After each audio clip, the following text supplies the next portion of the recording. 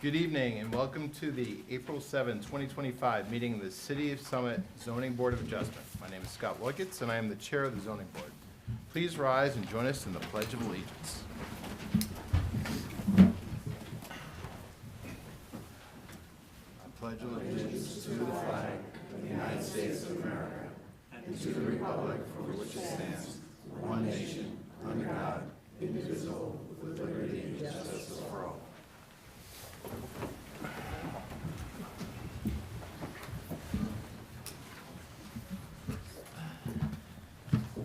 Thank you. In accordance with New Jersey Statute 10:4-10, adequate notice of this special meeting has been provided to a newspaper record. It's been posted here in City Hall. This meeting is a judicial proceeding. Any questions or comments must be limited to the issues that are relevant to what the board may legally consider in reaching a decision, and decorum appropriate to a judicial hearing must be maintained at all times. For the benefit of the interested public, this meeting is being live streamed to the city's YouTube page, also broadcast on the Summit government channel, which is Comcast Channel 34, Verizon Channel 30. Transcript of this meeting is also being taken using video and audio, so we need all speakers to utilize one of the microphones in the room. Please note that the fire exits are to my right, your left, and at the back of the room where you entered.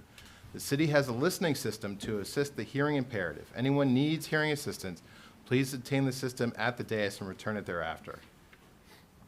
Nicole, can you call the roll, please? Mr. Kieran? Oh, Mr. Kieran is excused. Mr. Millay? Yes. Mr. Nelson? Here. Mr. Steiner? Here. Mr. Yuko is excused. Vice Chair Zahn? Here. Ms. Chifo? Here. Mr. Feskins? Here. Mr. Chanchuli? Here. Mr. Neering? Here. Chairman Lucas? Thank you, Nicole. You have a quorum. You may proceed. Great. Andy Ball is the zoning board's attorney. Mr. Ball advises the board members on matters of law and is the key interface with the applicant's attorney. Mr. Ball does not vote on the applications. Nicole Kotiga is a city employee and is acting as the zoning board secretary. Our secretary works with the applicants on preparing their applications, planning our agendas, and keeping the meeting minutes. Board secretary also does not vote on these applications. Also present are experts who are hired annually by the board to provide input. Tonight we have Marie Raffet from Colliers, and we have Joe Burgess tonight from Burgess Associates. And he is acting as our board planner tonight. These experts are seated at the table to the right and the public's left. They also do not vote on the applications.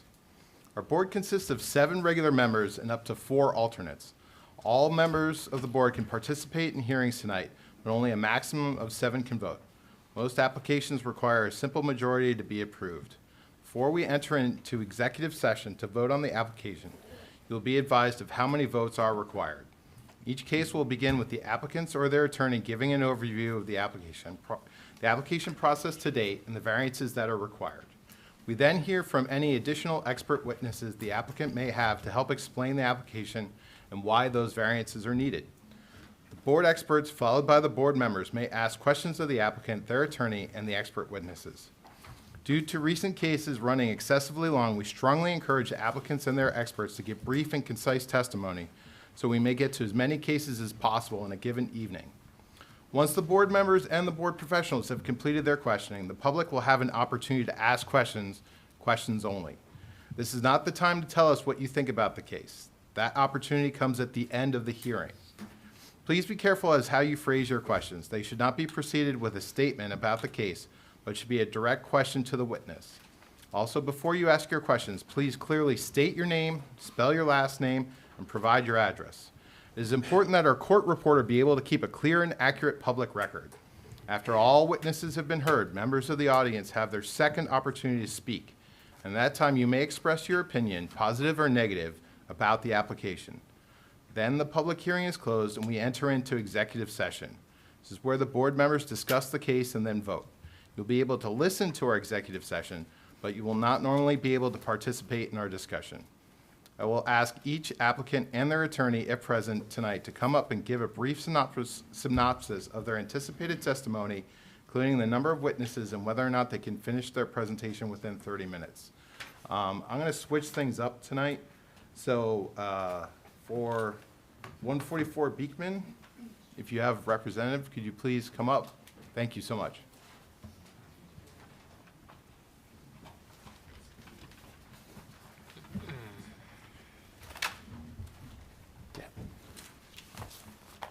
Hello, Board. My name is Mario Ibrahim, and spelling my last name is Ibrahim, and I'm here with my wife, Anna Ibrahim. Great. and I also have my architect here to answer any technical questions. Perfect. So I've been a resident here for 20 years, Summit, and Sir, well, I'll give you a full platform to tell us your whole story, but just want to know, do you think you'll be able to finish your case in 30 minutes or less? oh, absolutely. All right, great. So you get to go Yes. first. Okay, All thank you. right. We'll be with you in 1 second. Thank you so much. Okay, sit back down? Yes. Okay, thank you. We'll be with you shortly. All right. Now I have a representative from 695 Springfield Avenue, please. Yes, Roger Maynard, Lindaberry, McCormick, Estabrook, and Cooper. We have, this is our second night, obviously, from Yes. 3 weeks ago. We have, our architect is still in North Carolina because of the shutdown at Newark Airport. Okay. But we do have our engineer, landscape architect, and traffic and parking study engineer, Betsy Dolo, ready to testify. So we can, as much time as we have tonight, we can probably fill it. All right. So you're assuming you probably won't wrap up tonight? No, You're gonna we still wind have your planning testimony and then. Planning and architect? And then the end of the hearing. So, Okay. yeah, so we have, the architect has to come back. Unfortunately, something happened at the airport. I think they No ran out worries. of flight controllers or something, so. That's fine. All right, Roger. You'll have the rest of the evening, so thank you. All right, great. 144 Beekman, you're on.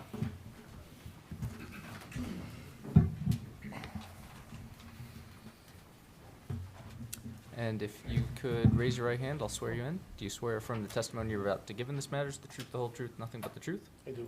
And you already stated in your name and spelled your last name. And if your wife will be testifying as well, then same thing. Do you swear affirm the testimony you're about to give in this matter is the truth, the whole truth, nothing but the truth? Yes. Thank you. And my architect as well? We'll get to him once we're ready for architecture testimony. Okay, hello, everyone. My name is Mario Ibrahim, 144 Beekman Road. I've been a resident here for, been a resident of Summit for 20 years. A couple years ago, there was a big bad windstorm. If you remember 2023, a bunch of trees came down in town. Unfortunately, one big one knocked my whole garage down and crushed everything. We can't even get into the garage ever since because it's been crushed from the top.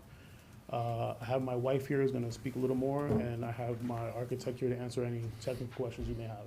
Thank you. Thank you very much. Yeah, so we've been kind of challenged with our garage situation. You know, we have two driving teenagers, so we barely fit 4 cars in the driveway. We park in the street. We're on the road on Beekman where Wilson's school is, so it does cause a lot of traffic and congestion on both drop-off and on pickup. So we're really looking to get it fixed. In addition, it's an eyesore. Everyone that drives by sees it. It depreciates property value not only for us, but also for our neighbors. So, we're just looking to get it fixed and cleaned up and make it look pretty for the neighborhood. Great, thank you. Do we have any questions from our board experts for these witnesses? I do not. Okay. Board, do you have any questions for these witnesses? No. Any questions from the general public for these witnesses? No? All right, let's meet your architect. You can raise your right hand. Any mic is fine. Great, thank you so much. You'll just have to turn it on.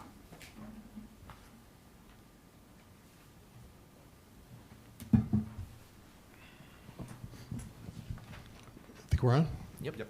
All right, please raise your right hand. Do you swear affirm the testimony you're about to give in this matter is the truth, the whole truth, nothing but the truth? I do. Please state your name, spell your last name. Arthur Henn, Henn. Thank you. Can you briefly describe your background and experience for the board, please? Sure, I'm an architect for 25 years. I've been practicing in New Jersey, licensed in New York as well. I've been before this board last summer, I think it was. Been before a number of boards. My license is in good standing. Any questions from the board, or would you like to accept him back once again? We will. Welcome back, Mr. Henn. Thank you. Please proceed. All right. There was maybe a quick housekeeping thing. We did an update to the drawings based on some comments. So there is a revision too. I don't know if you guys want to refer to that or. Is that what you're presenting as I testimony? do have it. Right. If you could just mark that as A1. Okay. And then leave it with our board secretary, at the end of your testimony, that would be great. Okay, so. Thank you. Yeah, this is the first one, and then I'll take this off and then go to the A2. Revision 2.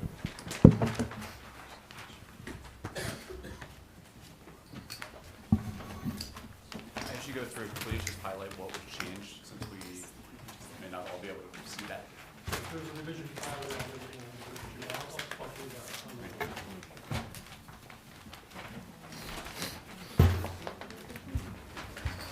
But we don't have copies of the revisions. We don't. Yeah, So I'll refer to the changes. okay. We're going to do really change to a clarification.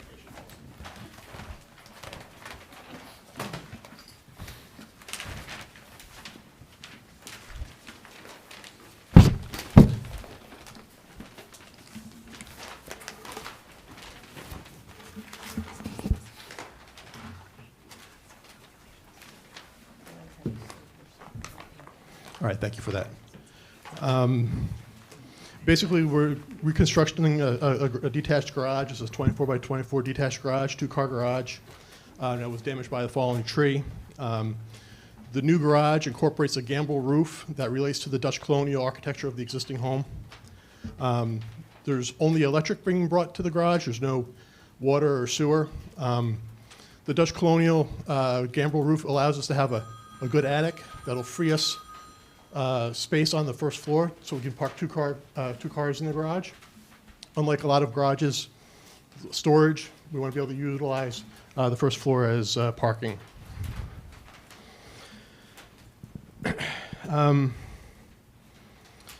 We have a couple of hardships. It's an undersized lot. 15,000 square feet is required.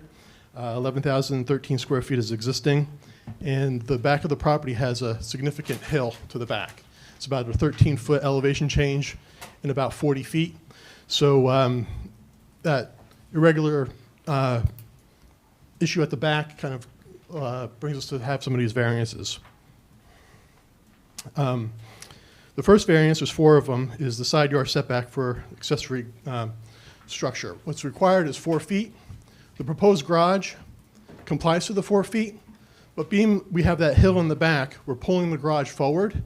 And so we're not digging into that hill.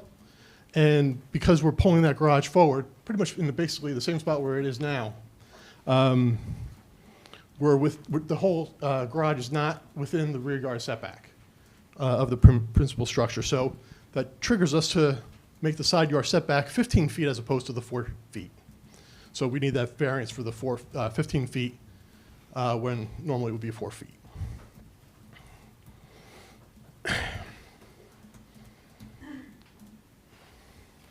We also need a variance for the lot coverage. It's an existing non-conforming issue. The proposed garage with the improvements is unchanged, but being that it is an existing non-conforming, 132 square feet over the existing, we're required to get a variance for that. Also, the building height. 15 feet is required. There is a provision that we can go to 18 feet if we match the gambrel roof design of the garage, or of the house. We're matching the design, but the pitches aren't exactly the same. We're trying to keep the intent. If we were to match the pitches, we'd be greater than the 18 feet. So we're keeping the aesthetic to match the house, but bringing the pitches down a little bit to keep it within that 18 foot.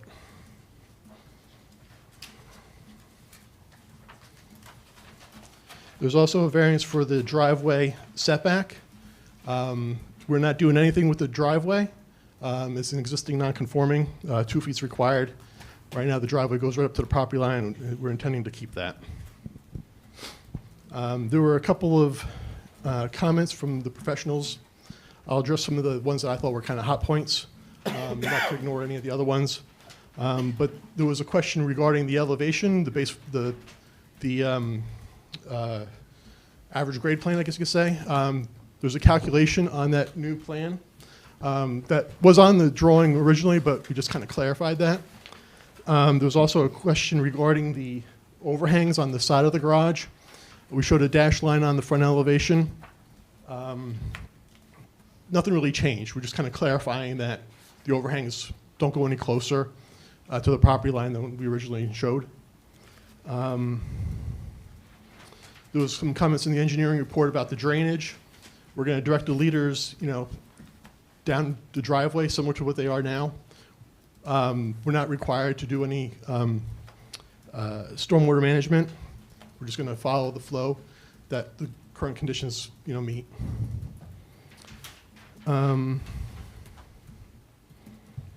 Yeah, I guess in closing, we're making improvements here. We're, making an unsafe structure safe again. Using the ground floor of the garage for parking to limit the need for parking on the street. There's already a visual buffer, so I don't think we're going to have a negative impact on the neighbors. There's a mature arborvitae row right on the left-hand side of the property line. And I think that the garage is consistent with other garages in the neighborhood.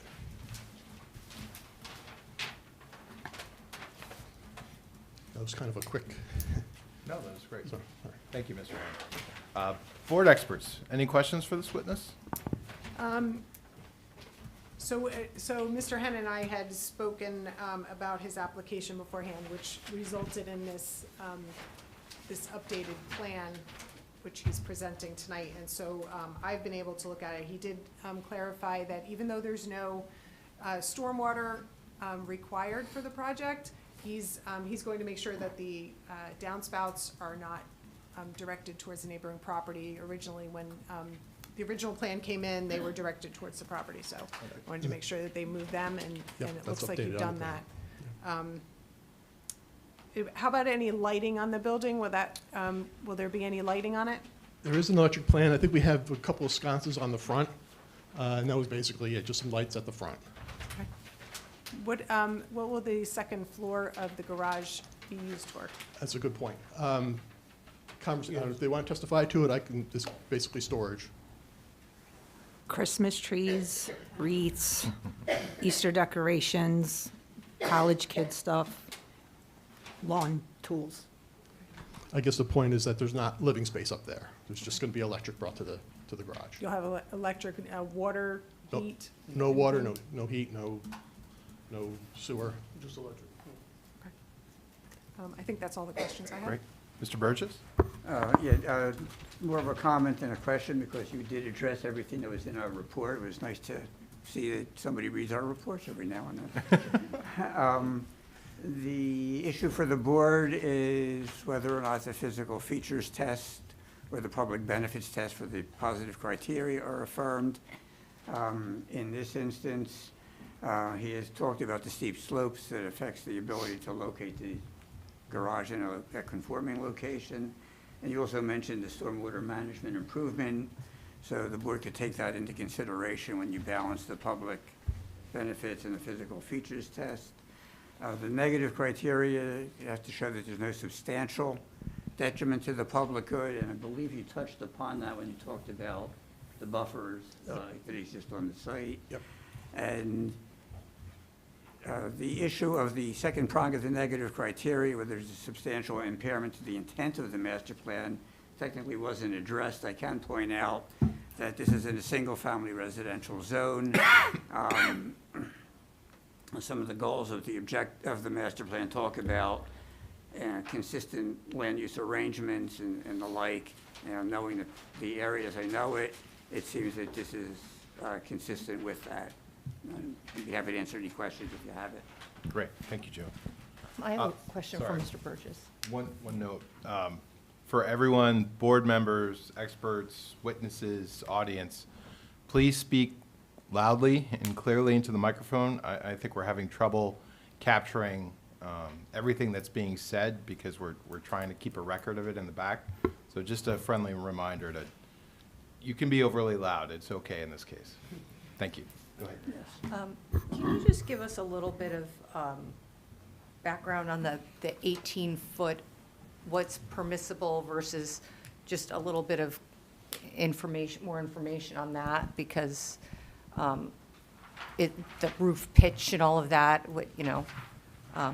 I'm not Yes. familiar with the code on that. It is actually an unusual provision in the zoning ordinance, but in this case, the municipality has said that where there's an accessory structure with the second floor, you're entitled to go up to, from 15 to as much as 18 feet, where the slope of the roof is generally consistent with the principal dwelling on the property. In this instance, while it's not 100% the same, technically the ordinance doesn't say it has to be 100% the same. It has to reflect the slope of the roof. And when you look at the plans, it appears to do so.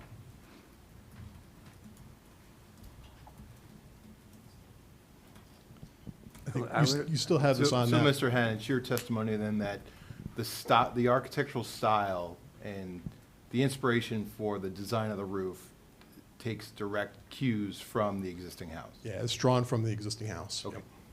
And that's, you can see that in the photographs of the existing house and then the proposed. The current garage that's fallen down just had a gable roof, so there's big improvements on this aesthetically. If I may add one thing, Krista Anderson, in one of her last acts before she retired, had reviewed this and had issued a report indicating that this does in fact comply to the intent of the code.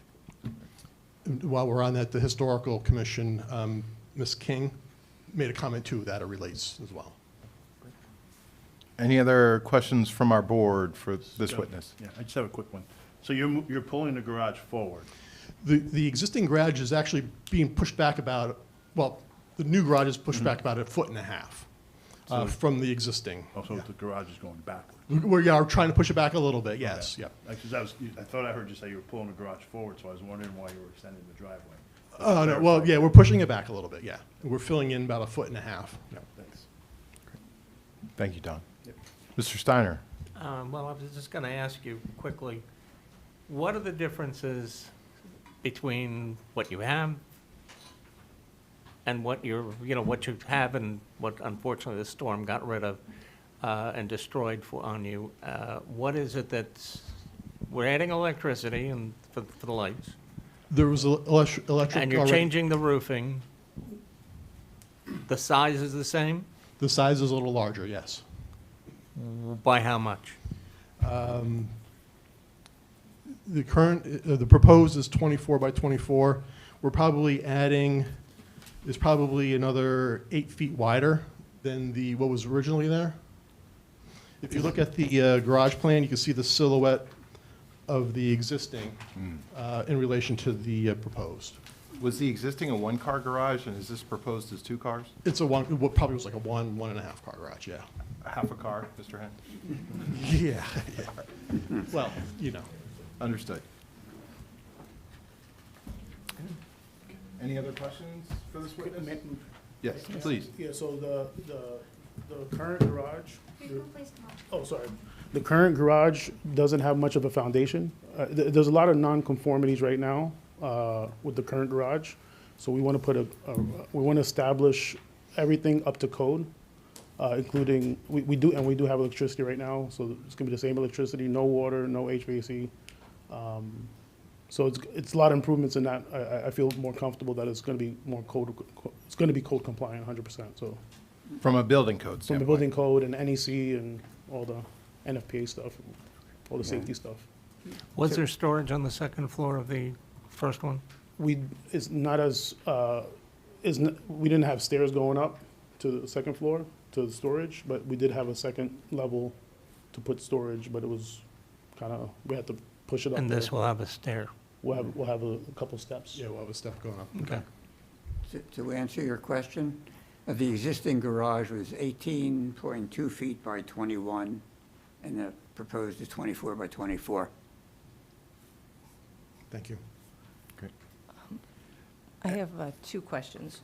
One is about the grade plane. You mentioned some calculations, but we don't know, it was just referenced, but there were no numbers. We don't have it in front of us. So can you just go through that for us to let us know Sure. where that landed? Yeah, on the foundation plan, we took spot elevations derived from the survey that we got that has the topography on it. And we did a little calculation down at the bottom here. And basically, it was, there was another cross-section, which I think you do have. Like I said, there's just some clarifications.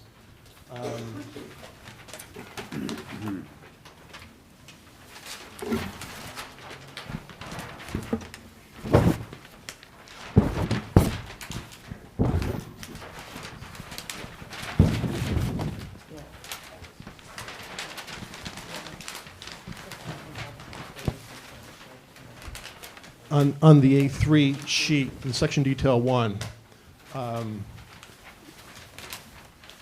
it's 2.3 feet above the slab of the floor is the average grade plane. So then we work the 18 feet off of that. So you have that on that section, but I think we just added. the So it's number. not above 18 feet at all, like after you recalculated, right? No, It's no, still- this is, okay. we're keeping it right at 18 feet based on that, the zoning's definition of the grade plane. And the second question I have is for the homeowners. Would you would you accept a condition that this is not going to be used as living space by, teenagers? And that it is going to be only for storage? Absolutely. Because the height is almost 7.5 feet, so really conceivably it could be used for any number of things, so. Just electricity, no plumbing, no HVAC, nothing. It's going to be just as it is today, as it currently is, with just electricity. Great. Any questions from the public for this witness? Seeing none? Oh, yeah. Not yet. Questions only. All right. Great. Is there anything you would like to say in conclusion? Thank you for your time. Great. Miss, would you like to come up? Now is your opportunity if you have a statement you'd like to make. State your name, spell your last name, and please give us your address. Hi, my name's Annie Whittle. My last name is Whittle. My address is 140 Beekman Road. And I'll just need to swear you in if you could raise your right hand. Do you swear from the testimony you're about to give in this matter is the truth, the whole truth, nothing but the truth? I do. Thank you. I'm the Ibrahim's direct neighbor, so their garage is actually right next door to mine. And I just wanted to come and show my support. I know that they've been very frustrated with their situation, as everybody could understand. And I really do appreciate that they've been really open with the neighbors and have kind of shared with us what they want to do. And yeah, so I just, I guess, wanted to give a thumbs up and ask you guys to consider their proposal. And yeah, hopefully they've adhered to everything that you need and require, and that they can possibly move ahead as soon as possible. Excellent. Okay. Thank you so much. Mr. Ball, can we have conditions and number of votes required? Yes. So conditions, I have first, just the general compliance with conditions noted in the board engineer's memorandum. And second, as was just discussed, the garage will not be used as living space. It will only be used for storage. Correct. Only C variances are involved in this, so 4 votes are required to approve the application. All right, we will now move into executive session. Who would like to begin? I think that.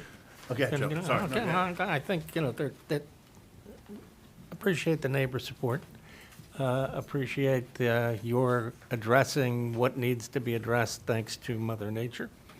And it looks as if all of our experts, even going back to Krista, have the understanding that this is being done the right way. And I see absolutely no reason, no negatives to it. And the neighborhood will be happy to get the cars off the street. And folks will be happy about that. And it'll be safer on the street, which the police department will be happier about. And they won't have to issue any more exemptions for overnight parking. And hopefully your 4 or 5 cars will all fit. So I see absolutely no reason that this should not move forward. Great. Mr. Nelson? I'm just going to support this application. Make it quick and easy. Well said. Thank you, sir. I just have to give them the This side words. of the desk. I can support this application also. A couple of things. I just want to note the neighbor. I love when we hear neighbors that are happy and supportive of it. That means a lot. That has a large weight. Also, Historic Preservation Commission loves your design that you're matching with the house. Love that. You're rebuilding, but you're improving the looks of the garage. And I'm jealous that you to have that extra storage because my garage is 100 years old. So I can support this. Great. I too can support this application. I agree, there are certainly some existing condition hardships that factor in undersized lot. And I do appreciate your efforts to work with your architect to get a design that is very complementary to your existing home, which is beautiful. And I think the size that you're asking for is entirely reasonable, and it's true of your variance as well. There's nothing outrageous in terms of percentages or areas that you're asking for. So with that, Nicole, could you please call the roll for a vote? Oh, wait, can I get a motion? Every time. All right. Who was second? Thank you. Mr. Malay? Yes. Mr. Nelson? Yes. Mr. Steiner? Yes. Ms. Zahn? Yes. Ms. Chifo? Yes. Mr. Feskins? Yes. Mr. Tanchuli? Yes. Mr. Neering? Yes. Chairman Lucas? Yes. Congratulations. Good luck. Thank you. Thank you, guys. Appreciate it. Okay. Yeah.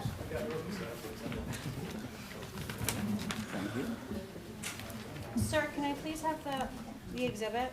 Thank you.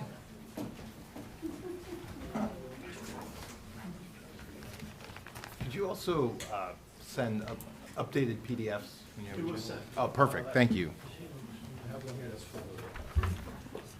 Thank you, Mr. Henn. Appreciate that. Thank you, I appreciate it. Yeah, no problem. All right, now for the main attraction, 695 Springfield Avenue.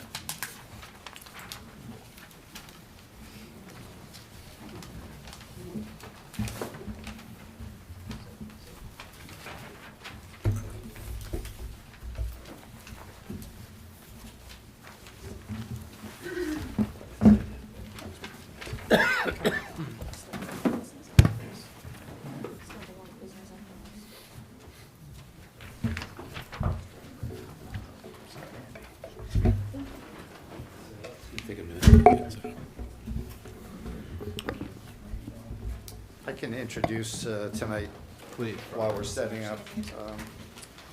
Again, Roger Maynard, Lindbergh, McCormick, Estabrook, and Cooper. We represent Beacon Unitarian.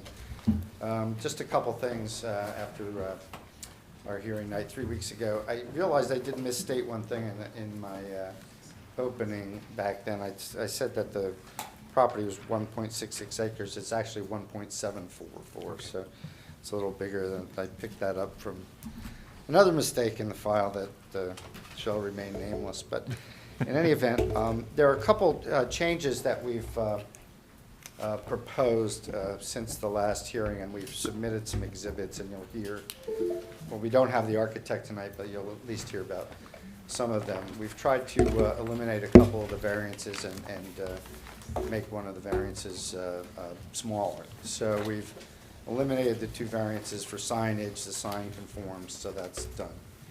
We moved the outdoor patio, which required a variance that had a side yard encroachment. We're able to move that closer to the building. It's on the side of the building adjacent to the paddle courts, so that is no longer in a location that requires a variance. More significantly, we had the architect go back and look at the floor plan of the sanctuary. And we changed the floor plan a bit. We extended the chancel, which is the stage, for lack of a better term, to make that a bit larger. That's where the actual officiants that take place. But it reduced the amount of seating available on the floor of the sanctuary, and we reduced the space available for seating in the balcony as well. So the total seating now at normal setup versus in the round, which I'll get to, is now 236 seats. That's on the first floor, in the balcony, includes 6 seats in the cry room upstairs in the balcony. So that's 236 seats. So that directly impacts the number of required parking spaces as well. Okay. So that we were working with 300 seats, 100 parking spaces. It takes the parking load down to 79. In the round, the seating is about 150, it's actually 152. And as we said, there are certain times during the year that worship's conducted in the round, and that's 152 seats, so even smaller. The other thing we did do was have our, there was a comment from the board's engineers suggesting that we take a look at putting some tandem parking in.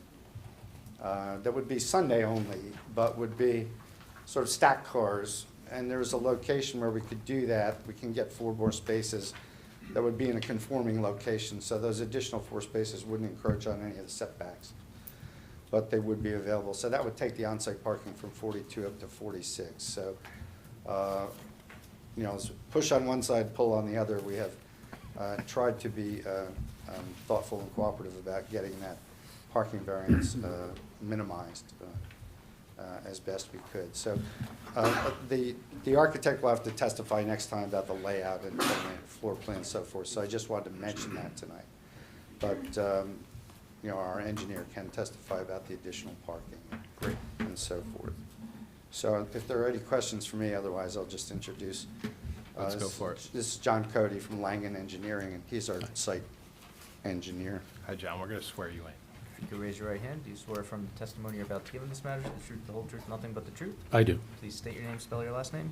John Cote, last name spelled C-O-T-E. I work for Langen Engineering and Environmental Services out of Parsippany, New Jersey. Thank you. And can you briefly describe your background and experience for the board? Sure.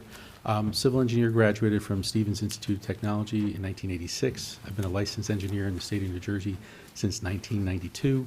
I've worked in the industry. My PE is in good standing, and I've been for numerous municipalities, throughout the state. Any questions from the board, or would you like to accept his credentials? We will. Welcome, Mr. Cody. Thank you. Please, Appreciate that. proceed. Thank you. So John, just, you were the engineer, or one of the engineers at Langen directly responsible for preparing the site plan? That's correct. And you're familiar with the plans that have been filed with the board and the application, and you've heard the testimony of Reverend Tanner and First Yes, I Night? have. Okay, fine. Well, I'd ask you then if you could, just in a narrative way, walk the board through the site plan. Sure. So I have on the screen right now what is basically referred to as the site plan and the site plan set that we submitted. This is drawing CS 101, and this drawing has both the zoning table plus all the primary features of the site identified. So what I'll do is I'm going to walk through quickly through the layout of the site, and I'll do some, it's okay to zoom in and out of the photograph, of the image, excuse me? Yes. So starting with along Springfield Avenue, we are connecting to Springfield Avenue on the east side of the site. Basically, it'll be a two-way driveway coming in. The two-way driveway will lead into a parking field that runs up through the north side of the site, providing the 42 spaces that was referred to earlier. And I'm going to introduce an exhibit in a little bit with the changes that were just referred to as part of our overall site plan changes. So the site driveway comes in, proceeds through the parking area, has a turnaround at the end. The parking spaces are provided, a series of both handicap as well as standard spaces. And then the feature you see here in a dark gray is a solar canopy positioned over the top of the parking spaces, an entrance walkway into the facility. There are a number of sidewalks provided. There's walkways throughout the site. The walkways, both the primary entrance into the building on the east side, plus additional sidewalks that meander through the site to connect both to the back side of the site as well as through into the parking fields. And there's various areas here that are part of the overall landscaping plan, will be part of the landscaping testimony and provide more detail. The site has a series of variances associated with it. I'll start with the variances and walk through them, and I will amend 3 of those variances as I talk to, or 4 of those variances, excuse me, as I talk through the edits that we'll make on the site as a whole. So initially, the site is a 1.74 acre property where 2 acres is required. The variance for the site front yard setback is where 50 is required, we're providing 42.7. And that frontage basically is associated, that jog into the front yard is basically an architectural feature associated with the building, and it's this triangle area you see right here as part of the facade on the southwest side of the site. Going through then the setback for the Side yard, 50 is required, we're providing 28. The existing that was there on the prior building was 26.8. We're bringing that out to 28 feet from the existing condition. The setback for, the building height for the site, where 35 is required, we're at 37.9, and that'll be elaborated under the architect's testimony to explain where that occurs. And it's basically the front edge of the building that has that exceedance. Otherwise, the rest of the building is below that elevation. With respect to the lot coverage, we're taking where 40 is permitted, we're bringing it to 47.5, associated with all the features that we'll be talking about through the site, both the parking, the building, and some of the amenity space on the site. The building coverage is where 15 is permitted, we're bringing it to 15.6. Basically, the footprint is an 11,895 square foot footprint grade with a 2-story structure, total square footage of 19,264. Then the side yard, when we look through the side yard buffer, where 47 is required, our table here shows 9.8, but we've modified that to 10. So our variance would be for a buffer distance of 10, and that occurs on the east side of the site, adjacent to the sidewalk provided next to the parking area. The next variance is respect to the rear yard buffer, where 50 is required, we're providing 15. And that occurs basically associated with the limit of where the parking on the north end of the site occurs. That's where the 15-foot is setback. Then with respect to parking setback, where 20 is required, we're providing 15. And again, that goes to the same area where on the north side and on the east side, we're adjacent to those property lines. Going through then the accessory structure, solar as a canopy, solar canopy as an accessory use is considered a variance. So we're requesting for allowing us to put solar canopies on top of the parking spaces. The next variance is the setback, which is the minimum setback for an accessory structure, where 15 is required, we're at 10.4. And that, again, is the solar canopy structure adjacent to the east side of the site. Looking at the, no, I apologize, I'm sorry, the side yard accessory structure that's for that variance, I apologize, is the portion of the landscape amenities that are on the west side, and I'm going to refer to that in our exhibit and to shift that to eliminate that particular setback variance. So then going through parking, the existing drawings reflect the 100 parking spaces based upon the 300 seats that was referred to earlier. That'll be revised based upon the 261 seats, and I'll present that in my in a slide. That'll change the variance from what we're proposing here to a lower number, and I'll put that on record with that next drawing. With respect to the variance for minimum parking lot landscaping, the one shade tree per 10 spaces, excuse me, apologize. The one shade tree per 10 spaces, we're asking for 0. We're incorporating this solar canopy into this, and we're actually providing a number of trees throughout the site, and a rather robust landscaping plan will be referred to by the landscape architect, and that's the nature of the variance to allow the parking to be set up on site to the degree possible, understanding that that's a sensitive issue as well.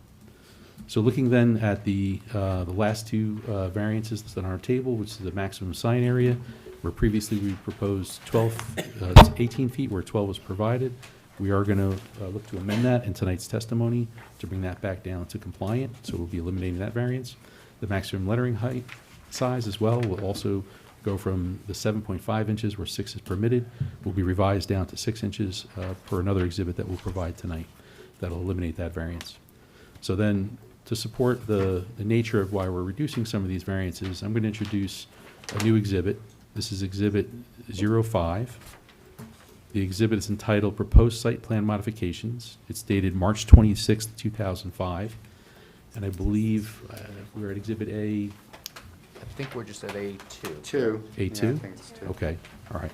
So we'll label that as A2. I do have smaller 11 by 17s that I can hand out to the board. If they'd like. Please, that'd be great.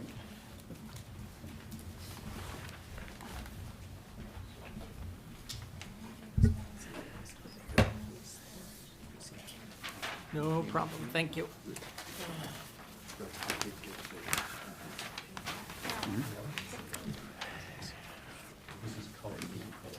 Okay, magnifying glass needed.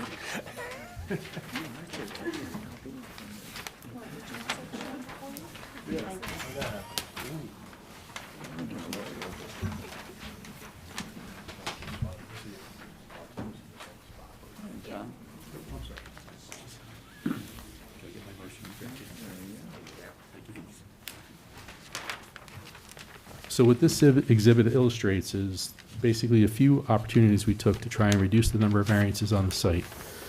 In addition to the parking variance that was referred to, that the architect will testify to with respect to the number of seats reduced in the overall facility, we looked at some site features to see what we could do on site. In particular, on the west side of the site, there's an area illustrated in red where we had the original 10.4 feet for setback buffer reduction variance required, to now moved it to 15 feet to make it compliant. So that'll eliminate that particular variance. The parking that was referred to earlier with respect to the tandem parking would be a provision to allow for 2 parking spaces to be stacked on the northeast end of the site. The 4 parking spaces would be utilized during Sunday services to allow for the added capacity of the 4 spaces. On the illustration, we included the fact that because this side of the site grades down, we're going to require a retaining wall to allow us to be able to facilitate putting in those spaces. And then associated with those spaces, there is an uptick in our lot coverage to accommodate those 4 additional spaces, where previously when I testified to the 47.5%, if those parking spaces are amenable to the board, that would bring that lot coverage to 48.6%. Additionally, as we make our way down toward the front of the site where the sign structure is, we're going to be revising that sign structure to the smaller size and smaller lettering size to eliminate those 2 variances. So the overall parking count on the site will become 46. Based upon the seat count coming down to 236 spaces, seats, excuse me, our parking spaces required then will go down to 87. 79. What's that? 79. Oh, 79, okay. All right, I'll revise that if that's the case. And then our parking space provided on site would be 46.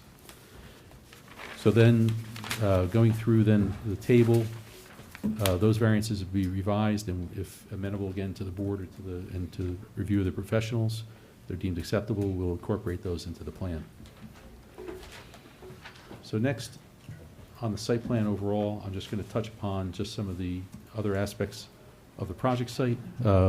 We provided within the package a fire truck circulation plan. This is CP 101. This is in the original submissions to the city. And within that, we received a favorable letter from the fire department with respect to the configuration that we provided. Looking then at the next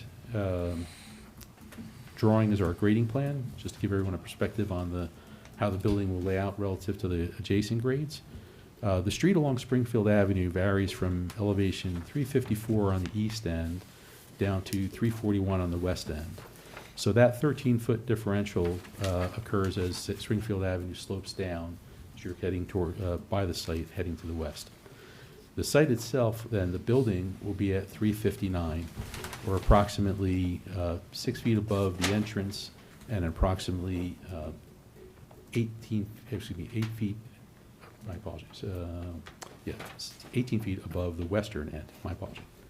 The area that the building occupies at 359 runs throughout the site as it makes its way to the back. In the back area, we come off the building, slope down for the parking, and then down further towards the park. The area I was referring to earlier where the tandem parking spaces is proposed would be a modification to the grading at that northeast corner of the site, where instead of a sloped embankment, we would introduce a retaining wall to support the building of those additional spaces. So then the site itself has a series of amenities, and I'm not going to refer to the amenities by their function. I'll let that be a part of the landscape architect's testimony. But each of these areas is provided for a walkable site to allow for activities to occur through the site and connected between both the west end and the east end, north and throughout. And then we have provided a connection to the existing side portions of the property line on the southwest end and the northwest end of the site to connect into the public lands, to allow for if people were to be utilizing the site for a way to walk, it maintains that connection today. So the next thing I'll show is the the drainage plan, And the drainage plan basically is drawing CG 102. And the site has a number of what we refer to as best management practice measures, which are stormwater measures to address water quality, water quantity control. So the site is governed by your ordinance, which also then requires us to comply with NJDEP requirements. So the number of items and features that are shown on here are meant to address all of those different items. The site is compliant relative to its stormwater design to meet both the water rate reduction requirements as well as the water quality requirements. Some of the elements that are there are proposed along the south end of the site is an underground detention system based on a series of, we refer to as the Caltech recharger systems, then a series of underground detention system with infiltration on the east side of the site. It's a series of underground perforated pipes allowing for recharge into the groundwater. Then also have underneath our parking spaces are predominantly porous pavement. Porous pavement provides an additional water quality measure, again, another measure the DEP supports or promotes as a way to address water quality. So with respect to the overall site, addressing the water quality, the water quantity, and the groundwater recharge are all measures required by your ordinance and are being met by this design. Next part of the drawing, next drawing I'll put up quickly is just the utility plan for just simple, to explain that we are connecting out to Springfield Avenue. This is drawing CU 101. And we're connecting the sanitary on the northeast side of the site. We're bringing electric to the southwest and communication and water. Transformer pad will be positioned on the southwest corner of the site and provide services into the building. So everything will stem from Springfield Avenue to support the building. And then the last drawing I'll put up is the lighting plan. The lighting plan illustrates a series of different lighting elements throughout the site. There are what are referred to as pedestrian level lighting on a number of the features, the amenities I was referring to earlier, as well as lighting for the parking area. And then part of the lighting for the parking areas is provided by lighting under the solar canopies. The lighting will be subject to the hours of operation based upon compliance with the city ordinance. So that'll be, for the purpose of timing, it'll be based on what the ordinance permits. The type of lighting fixtures we have are illustrated on our next plan, which is the lighting notes and notes plan LL 501. And they're a combination of both our pole-mounted fixtures as well as pedestrian bollard fixtures. Some fixtures that provide for spotlight type accentuation or downlighting from the canopy structures. The canopy and the different features, as an example, there's illustrations of the type of lighting provided under the solar canopies that are provided, as well as canopies associated with the entrances to the facility. The lighting is dark sky compliant relative to the overall fixtures that we've provided, and it provides a layout that provides both safety measures for the walking around the facility throughout the various features, as well as for the parking and the pedestrian access to the building. So the lighting is also designed not to shed light onto adjoining properties? That is correct, and compliant with the ordinance for the cutoffs along the property lines. And just on the drainage, just to clarify, so the groundwater management complies with all current regulations That is and correct. requirements? That is correct. A couple other, are there bicycle racks showing up? Yes. Bicycle racks provided on the site. Total number of bicycle racks. Give me a moment here.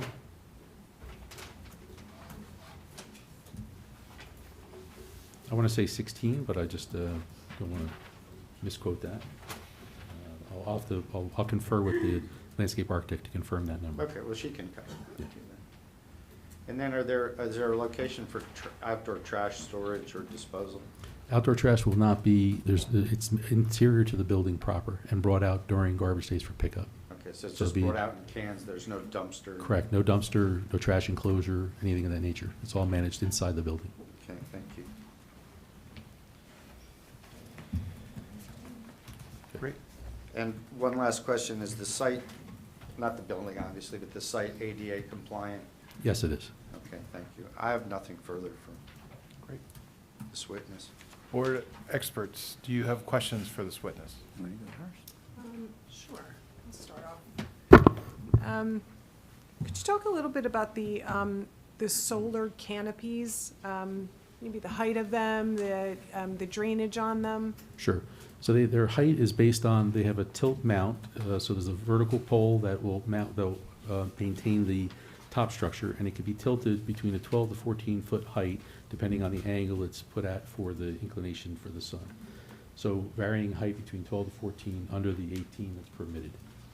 Okay, so meaning that And- it'll be at a fixed location? Fixed location. It's not moving, No, not right? moving, no, Okay, they're not just moving. wanted to yeah. clarify that. Right, and they'll be guttered for collection of rainwater or any type of drip line out to the system. We have combination of underground piping within proximity that the leaders can be collected to. Okay. It looks like that maybe that riprap apron that's in the northeast corner of the site, is that in conflict with your tandem parking spaces, or is that? Yeah, so just for that illustration, this one shows it, actually, you know what, I'll introduce another exhibit, which is EX06, which talks a little bit further about that particular area. So EX06 is proposed site plan modifications grading plan. It's dated March 26th as well. Is this all And- part of A2, or is? We could make it part of A2, they were submitted at the same time, or you can make it A3 if you'd like. You have it marked Your- as your choice. A3 already? Let's call it A3 then. Okay. Yeah.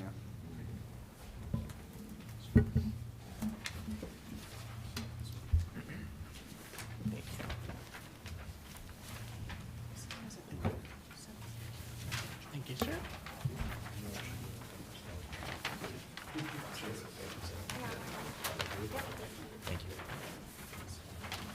Thank you.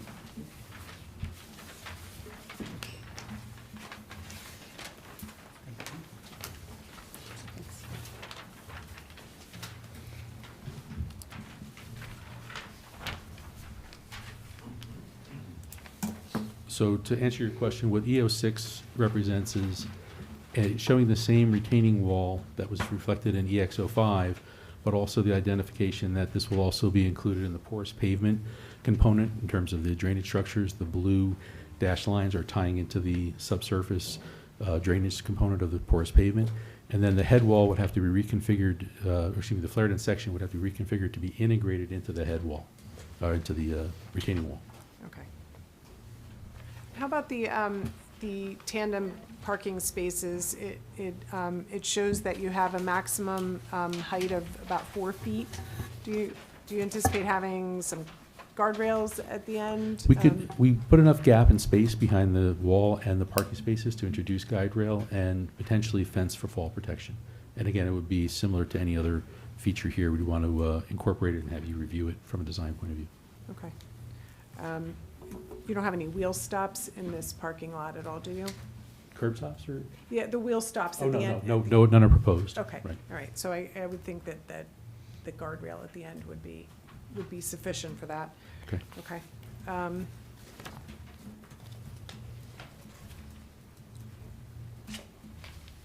Can you talk about the electric vehicle charging stations and Oh, sure.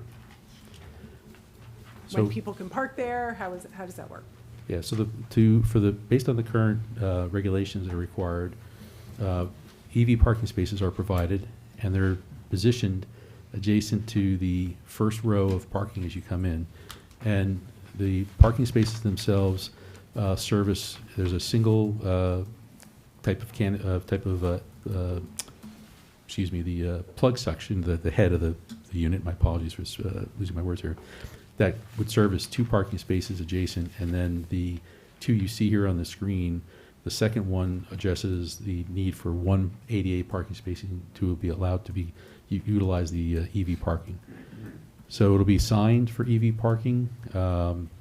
We didn't take credit for the EV parking that the allowances in the current regulations give you, but we are providing them as a part of the overall site. And our total is 4 EV parking spaces.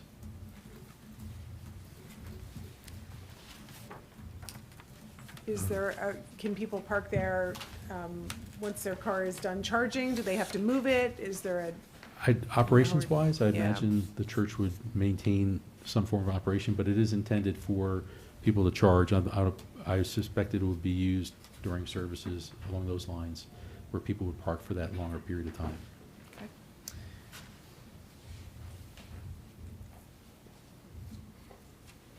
How about any mechanical equipment or generators on site? Just the transformer that's proposed along the southwest corner of the site. Everything else, I believe, is roof-mounted, but the architect can speak to that. Okay. Will the architect be talking about the green roof? Yes, I Design agree with of that, yes. Okay. Mhm. Save that question.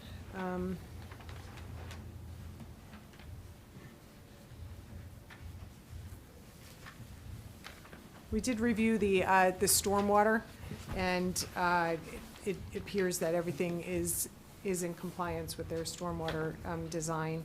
There may be some minor tweaks, but nothing that would be anything that would be a problem to fix. Can you talk about the lighting on site? Are there dimmers, motion sensors, anything along those lines? I'm not aware if they're proposed to do dimmers. Right now, the lighting is set up to be, there'll be some internal circuitry, I'm sure, within the service from the building that'll control different lights at different times. So what I would suspect is the parking would be under its own circuit. You'd have circuits for the purposes of the amenity space areas, but I'm not aware of any dimmer type of scenario for them. Okay.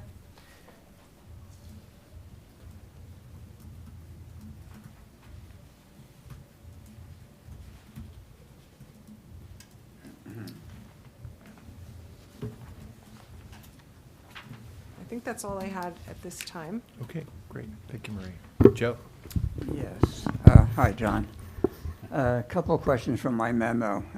First off, how did you determine the number of required parking spaces? So 3 seats per parking space was the initial basis of it. So and again, I didn't take credit for the EVs as far as like our count.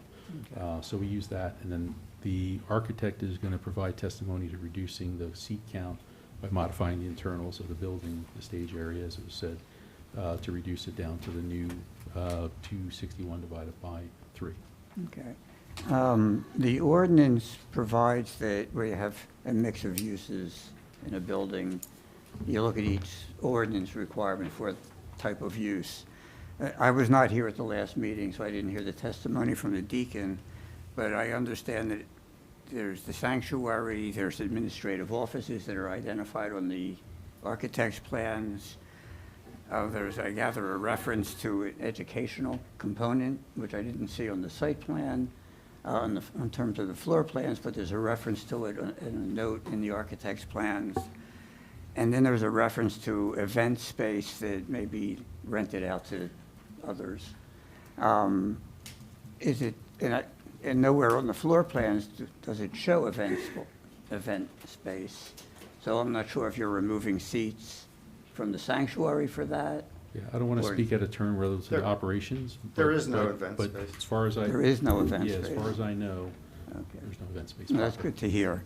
But could you provide a different parking standard by calculating the amount of administrative offices and use the parking standard in the ordinance for that component? That will- Maybe I should respond to that. I mean, we did discuss that at the last hearing. And, you know, the ordinance honestly is vague. Can you speak into the mic, please? Yeah. The ordinance is quite vague in this respect, because it has a parking requirement for the sanctuary, which makes a lot of sense, because that's a peak use of any house of Mhm. worship.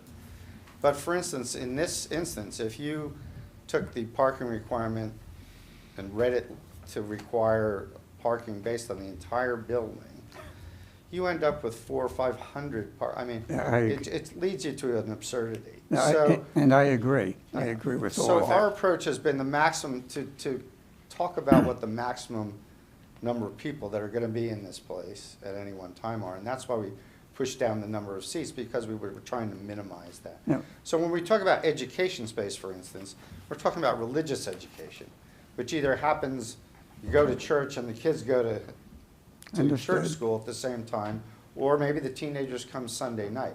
But it's not two separate uses drawing two different groups of people at the same time. Understood. I think because the ordinance does talk about providing where there's a mix of activities, it doesn't say where they're separate and happening at different times. It just requires the number. And what you're saying may be a rationale for some form of relief, but I think it would be beneficial to have the number so we understand the magnitude of Well, we've what the code we've requires. testified to the square footage of the building, and the architect can do that. But Okay. we did talk about it in the first hearing. Okay, so. but did he talk about a He different didn't talk. number? I introduced it, and I talked about the size of the building. Okay, And what the so- parking requirement Okay, so I'll- might be. You'll have an So what I'm opportunity. asking for then is a breakdown of administrative space, sanctuary space, and where you said there's no event space.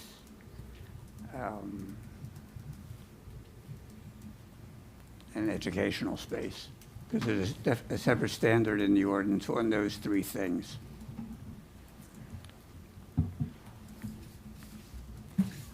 The architect's gonna have to do that. Okay, that's fine. I didn't expect an answer tonight. Yeah, just- the basis was the three for, based on the sanctuary space. Okay.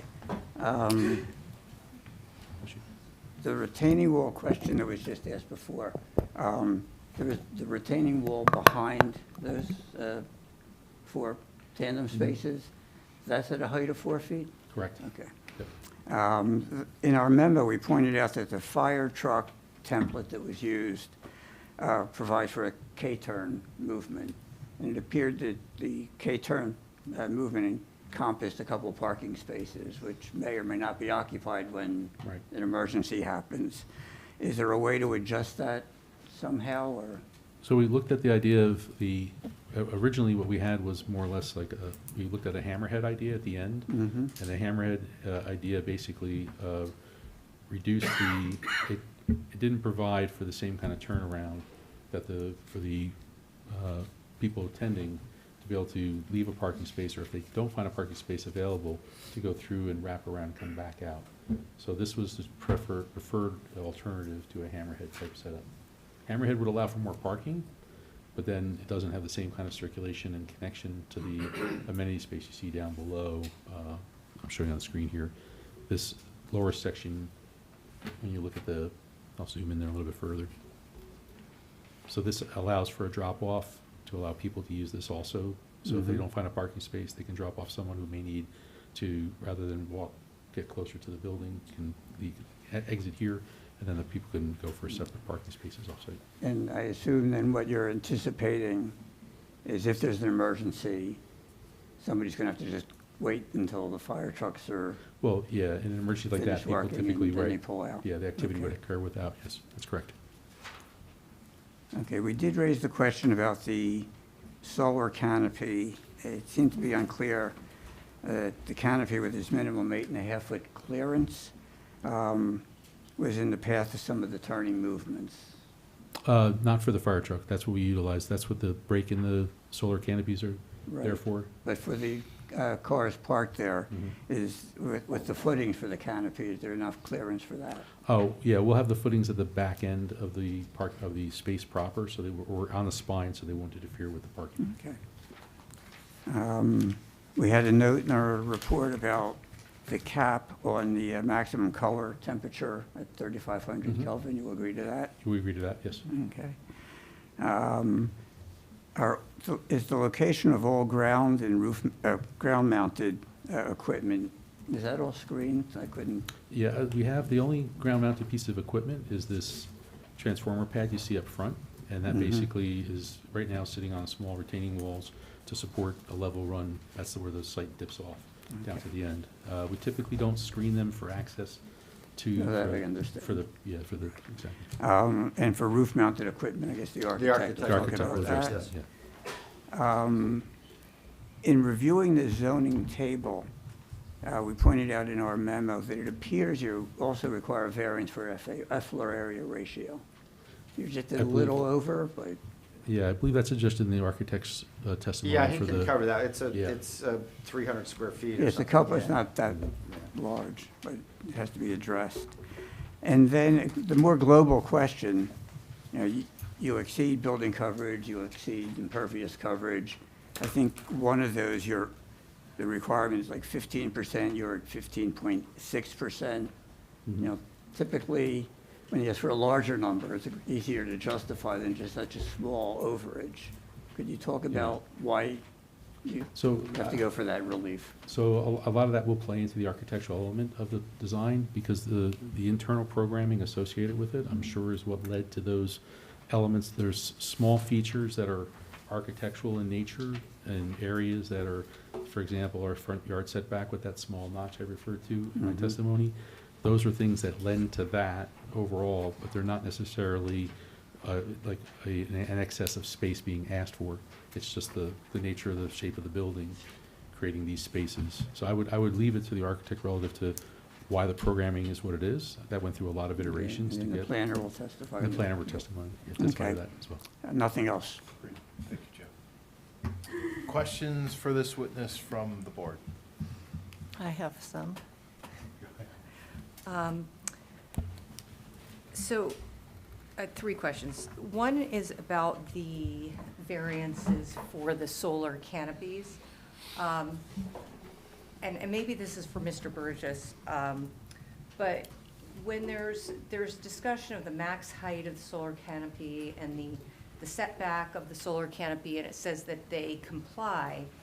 However, is that an interpretation, given the fact that this is not allowed as an accessory structure, so how could it comply? Like, if it's on the roof of a building, it's different, but this is, to me, I just want to know, is that a C for sure, or is that an No, interpretation? actually, it's a D variance because solar, the ordinance specifically prohibits Okay. that So feature. where that says that it conforms, those should actually be a D variance. Correct. Okay. So that is under accessory structures, two other variances. And then, second question is about pervious pavers. Can you tell us what the maintenance plan is for that? I believe there is some required maintenance for that. Yeah, in this case, it's the porous pavement proper is porous asphalt. And the porous asphalt requires that instead of using typical sweepers, you would use vacuum-type trucks that would actually use this. And you'll see this now throughout the state in terms of the way the DEP has made this a priority of their particular water quality measures that they offered to the development community. So it requires that they be vacuumed for the purpose, it's a vac truck as opposed to a typical sweeper. And then what is the maintenance schedule for that? Really just depends on the debris in terms of the need to clean it. It's on a as-needed basis. From a maintenance point of view, it can be looked at, sometimes you could say quarterly, but I really think it's based on the need at the time. So I would leave it to the need to maintain it relative to the condition. So the example is you have a rough winter, right? You'd come in during the winter months and do the vacuuming on a more regular basis than you would in the summer.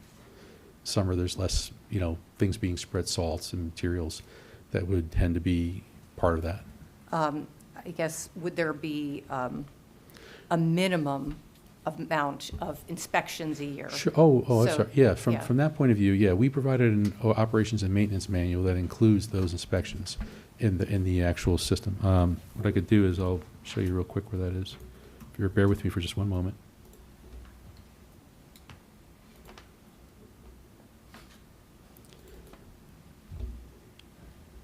So the operations maintenance manual is a requirement under the stormwater regulations that propagated through the city's acceptance of the DEP standards. This actually has to be recorded at the county level and rides with the land of the property. So the maintenance requirements of this are actually formally adopted onto the property. And what this does is identifies the nature of the property, the nature of the features on the site, the different measures that are there. These porous asphalt systems are referred to, the underground detention systems, and there are inspections for that purpose. So inspections are required, and I can go down through and show you as an example here. Porous pavement, there's 3 different porous pavement systems here. This is actually just describing the system. Let me get to the maintenance component of it. Inspections and maintenance. And this is in the documents provided to the city as part of our overall submission. Oops. So there's a maintenance cost put for the purpose of the actual maintenance overall. This is a funds put aside for that purpose. The vac truck is identified in there for the purpose of the porous pavement. The bioretention is for inspections to identify anything needs to be cleaned out, if there's any types of clogging of the pipes, things along those lines. And then trash debris, just, you know, in terms of biannual is what we show here. 1 per year is the upper components. So to answer your question, it's at least once a year that it's vacuumed. But I put that back to it's the nature of what you see. If you want to clean it up, you basically hire the vac truck to come in and clean it. Yeah, I feel like that needs to be inspected seasonally at least, or something, just to make sure that Yes. I don't see that in there. That's what this says right here. This is performed annually, and you're saying seasonally, which is, you're thinking 4 seasons versus looking at it from an annual basis. Right, Right, okay. okay. And then my last question is, can you explain the K-turns a little bit more in the event that there's an emergency during a service, like, let's just say a holiday service when you have peak parking. You have a fire truck pull in, and then all the parking spaces are filled. How does the fire truck get out? So the fire truck right now would pull in, and the turnaround that we have at the end doesn't support the full K-turn component. We looked at whether or not we could expand that, and that would create additional encroachments into the setbacks that we're asking relative to the 15-foot. We looked at this area, and in order to do that, we would lose and provide, let's say, a turnaround for a fire truck. We will lose some of the tree plantings that we proposed in that area.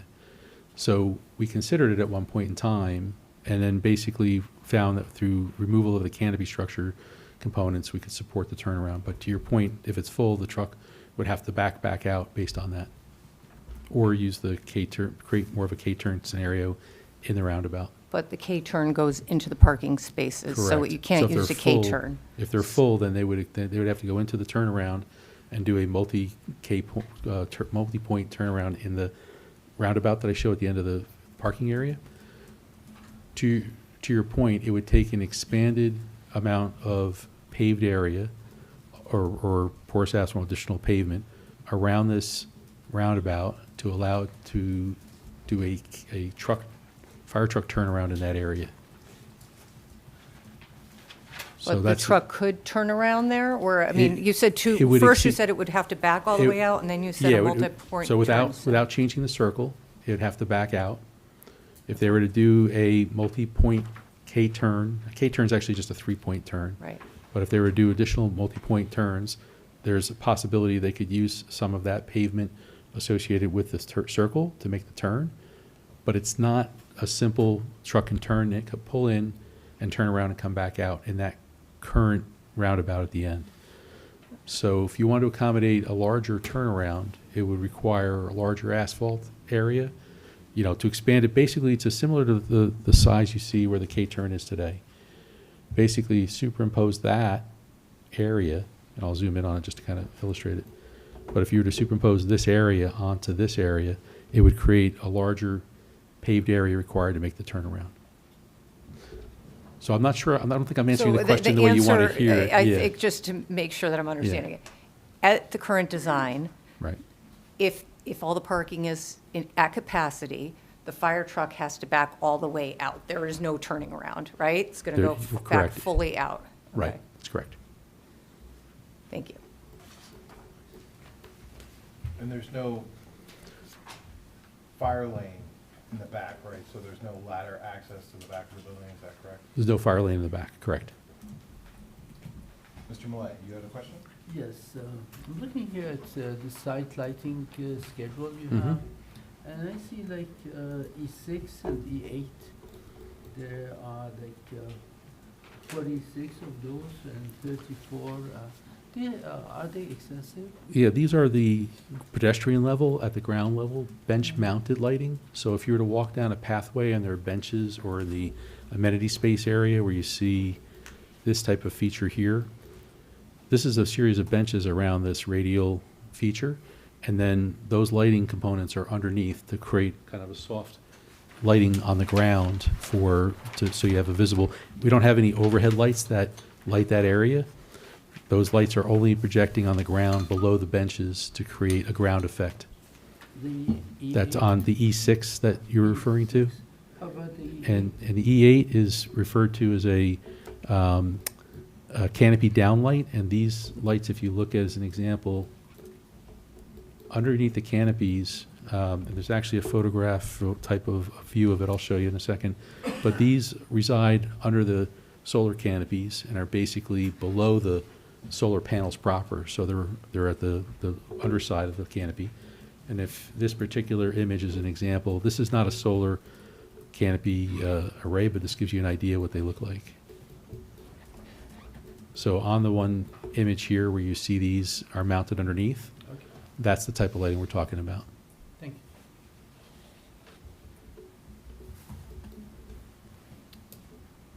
Don? With this expansion of I guess it's 4 spaces in that little area, was there any thought to move the solar canopy onto top of that to free up some space for the fire apparatus and turning around? We could shift those solar canopies to the back, if I just need to ask the client, just to confirm that's Because acceptable. it might help in some areas, and perhaps, I mean, let's be honest, they're going to back out. They're not going to do the K-turn. Yeah, we reflected it on the plan to show the fire chief. And, I don't know, I was reading the fire chief's notes here. Is there a remote fire department connection? Do you know? There would be one. The architect would work with the that's okay. department on that. And then can you elaborate a little bit on the open pathways from what would be the west side? So- Was there, I'm going to put you kind of on the spot here. Was there an anticipation that parking would be used at Wilson Park and that would be an access point for residents, for the No. users of the church? Yeah, that's not the intent of those. The intent was to allow for people who utilize the site today, knowing that there's a connection through, that they would be still allowed to use that connection. And it allows a connection to the open space areas. Like it's not, they can be removed if the board so sees, but it was meant to be connected for the purpose of pedestrian access only, no parking. And maybe you have Yeah. a parking expert, I would assume. That's correct. Yes. Perhaps that could be a condition, that Sure. those lots couldn't be used? Yes. Yeah, none of our projections are based on using that parking at all, so.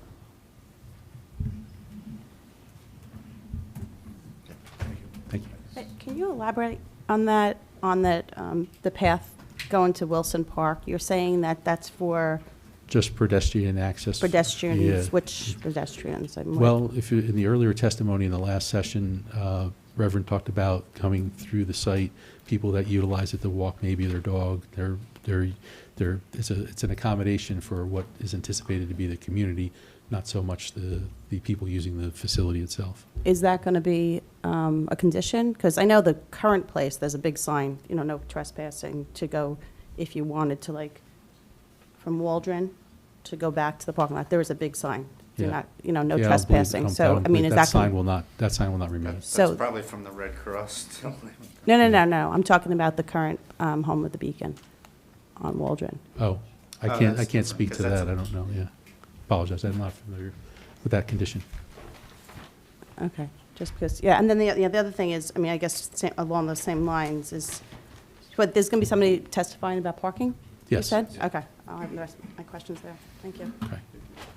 Do you know off the top of your head what the solar panels or solar canopies service? Is it for the main building? Is it supply light It- for exterior? Yeah, it's for the main building proper. It's How much- basically just, I apologize, I don't know the generation, but it's below the building's capacity. It has to be sized to, it's a net meter, zero, like, doesn't go in exceedance of the building's requirements. So you're not selling anything back to? No, no. Yeah, net zero, or net meter, excuse me. One quick question. Did you guys do a solar study or a shade study to see whether or not the production on the east side of the site is going to be functional for? I have not. It can be, yeah, it can be looked at as far as additional, to get an idea what the canopy manufacturer has seen this layout and supporting of it, so we're based on that. I'm sorry, just another question. Sure. You mentioned that all I guess the pavement's gonna be, it's water porous? Is that the proper word? Combination, yeah, the parking spaces will be porous pavement. And everything's sloped toward the front? Because I know the backyard slopes away. Yeah, So how does we're- that work? Yeah, we draw, our water goes internal to the parking field, and it goes through a series of subsurface drainage pipes, and then it's piped out based on that. That's considered part of the treatment train for the water leaving. Then it's piped out into the basins, Storm and then from there to the discharge point. Is there any, what's the word I'm looking for? Fuel leak, oil leak, is that any different than normal pavement? No, it's the same, and basically, that's one of the reasons they came up with porous pavement. They want for minor things like that to be addressed by this as a water quality measure. Okay. Just one clarification, Mayor, and thank you for bringing this up. Is there a state mandate for annual inspection or semi-annual inspections of these systems? As in, they would stormwater retention ponds? I know other municipalities have this. The state mandates that you provide a maintenance program, and the program that we provided in that O&M manual I was referring to earlier is based on that. But the state doesn't have a specific, other than, I would say, what they refer to as the best management practices manual, that it's an annual or biannual depending on the type of device. Some devices, for example, have vegetation in them, like not this particular setup here. They require quarterly just for maintaining the vegetation portion of it. But in this case, what we have in the O&M, the Operations and Maintenance Manual, is the current prescriptive requirements. In the And that event that gets the state recorded. changes that, would they automatically have to comply with the new jurisdiction and new requirements? No, normally you're grandfathered in based on when you got your approvals. Good. Mr. Steiner? Just one quickie, is there any stormwater management on the site currently, and if so, does it work? There's Or only did a, you at least look? there's what appeared to be possibly an old version. There was a little tiny sumped area in the back corner area of the site, northeast corner of the area. But it wasn't, we couldn't find a pipe or a discharge or anything of that nature to it. So we don't know how it functioned. We don't know what it served. But with the regulations that you have to imply, we actually reduced that runoff from the site today. What you see today compared to, for our proposed is reduced compared to existing. So whatever is there, you're gonna remove and start over? Yeah, and we actually are imposing functional systems. We couldn't figure out any type of functionality on anything that's there today. So, and right now, all there are leaders coming off the building Right. In fact, most of it, and the garage. I'm only talking about a small, kind of where the property crests over and goes down. That little sumped area doesn't see a lot of the rainwater, doesn't see the rainwater from the runoff from the parking lot today, as an example. So even if it is a measure, it doesn't serve any kind of water quality measure today. There's So no, we're not counting it, and you're not counting on it? correct, no, we don't utilize any of those features.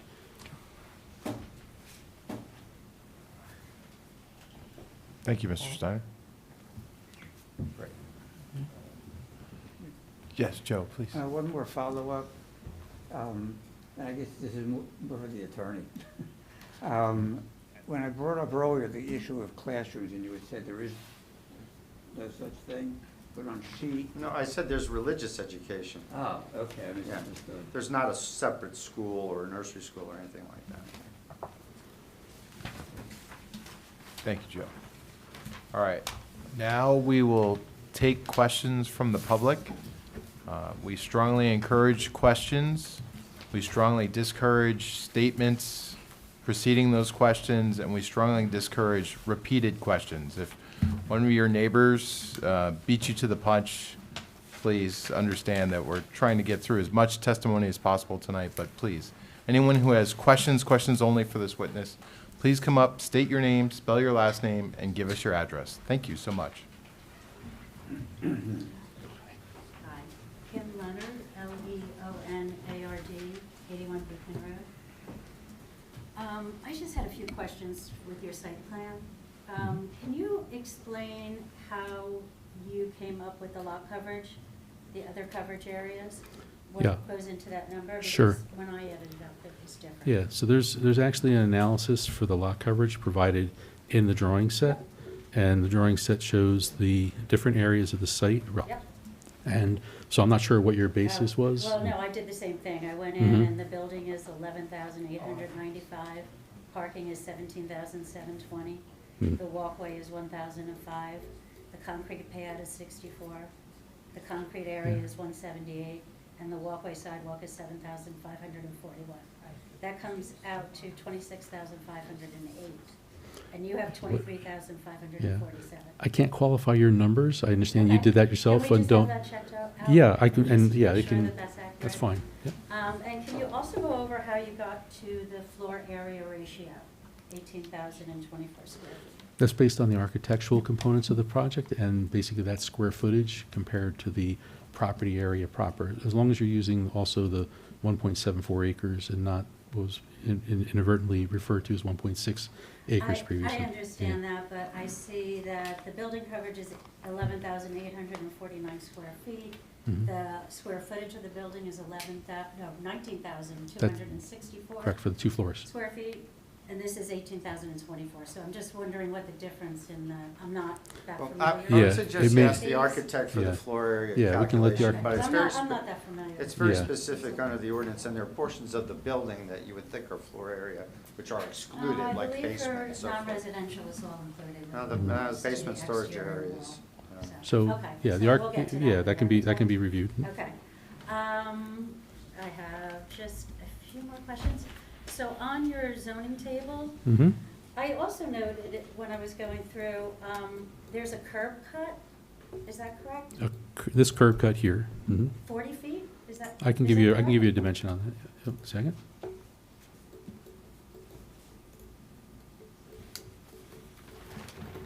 Oops, hold on, get this plan proper. Now, if I mark this up, it'll end up becoming an exhibit relative to what's already out there now, so we can talk about it from there. So you just have to give me a moment just to do the measuring on here while we're talking. Can we just check to make sure that hand mic is still turned on? Hello? Can you turn the switch? Hello? That's better. There we go. Thank you. So approximately 44 feet. So it's 44 feet, and what is the maximum allowed? I don't know if we identified that on our. I believe it's let's 15. see. but if we could- We'll have to research it and tell you. We could research Mhm. that also. I guess my question is, why do we need a 44-foot curb cut? That takes away parking spaces, correct? So right now, let me go through here. We utilize a 24-foot wide driveway, excuse me, today, two-way. And then the curb returns on that are basically, it's a standard driveway for two-way movement. So the Okay. curb returns here are just allowing for typical maneuvering into the site. So it's not excessive relative to the driveway that is typical of a particular site like this. Okay. So, Okay. And then I just wanted to mention that the minimum frontage on your zoning table, mhm. you have 50 feet, which is correct in a residential area, but with a conditional use of a house of worship, it should be 200 feet. And I know that doesn't change whether it needs a variance or not, but just so that we could see the difference. We can check that. Right. Will you be the one that puts in the application to the Somerset Union Ultimately, to the Conservation District? That's correct. You are. Now, did you do that We yet? haven't applied that yet because typically is we that? want to hear the board's comments, anything that happens through the planning board process, so Okay. that we provide them with the plan that they're actually going to review. I So as see. an example, those parking spaces I referred to Sure. earlier, Had I already submitted it, it would already be Okay. have to be revised. So It's a condition will typically we of get those, approvals. will that be reviewed by the board before the final decision? It's That's typically a reviewed by condition. the district. Yeah, by the district. It's the district's jurisdiction on that particular The element, district? yeah. What district? I'm sorry. The I'm not- Conservation District has Oh, okay. jurisdiction over those measures. Okay, and what about, it's a Union County road, correct? And you need to also apply to Union County? Right, that's correct. And you're waiting the same Right, reason? yeah, I just want to know that we have the Okay. right plan that we're going in with. And with the concerns with the safety, the traffic, the pipes breaking and the stormwater, with county pipes, are we going to, is the board going to be able to review the Union County before they make the final decision? No, it's a separate application to the county. Yeah, we're not impacting. Wouldn't you think that you would want to know that, though? I'm just asking, like, wouldn't you want to know what since it's a Union County road, what Union County's thoughts are? It's not required, and we can't force them to go through that process. It's outside this board's jurisdiction. But if I'm sorry, one you're- clarification, one that- clarification. So if the zoning board decides, it's a really good idea that we see that before we make our final decision, is that a decision the board can make? I'm sorry, I Can the don't board understand. can the zoning board say, we are going to wait to hear from the Union County? No, they Before have we- their own application process, their own approvals, and we can't Alright. force outside jurisdictions as a condition of compliance. in this Okay, I law. would just think the city of Summit would want to have more Can't do it. say over what happens. Okay. Couple other questions. You had mentioned that with the new grading, the building will be sitting 6 or 18 feet above the sidewalk level? So so right now you've got 359 is the existing, the proposed building, compared to 351 out on the street, and 340, feet. right, and 341 at the other end. Okay. So just to get an idea of the bulk of the building, when I'm standing on the sidewalk in front of that property, the building height, from what you're saying, depending upon where I'm standing, will be anywhere from 48 to 50, 60 feet high? Well, to clarify, Correct. before I answer that question, excuse me, the building is roughly at the same elevation what you see out there today for the Red Cross building. In terms of, the existing building out there today is 359, and we're Okay. proposing our building at 359. Okay. So it's just gonna be if at you want a the same- perspective, right, okay. it'd be the same elevation. Okay, but it will still be about, so it'll be, still be about 50, 60 feet tall. How tall Yeah, is it'll be the Red Cross building? I don't know the existing height of the Red Cross building off the top of my head, but if I'm looking at the zoning table, we published that our height of the building will be 37.9. And when the architect has an opportunity to testify, he'll explain where that is. It's not the entire building sitting Okay. at 37.9. It's just, think of it like, I'm not going to use the right term here, but like a steeple. Mhm. The small extension above that 2.9 feet Okay. is basically that portion, that small extension of the building as an architectural Eh, treatment. Okay, I guess I'll ask the architect why he couldn't just bring that down to stay within the variance, It's- but that's there's- probably that's an an architect architectural comment, question.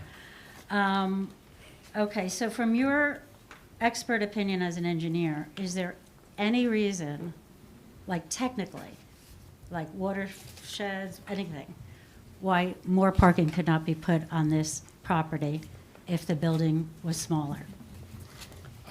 The answer goes back to the functionality of the building.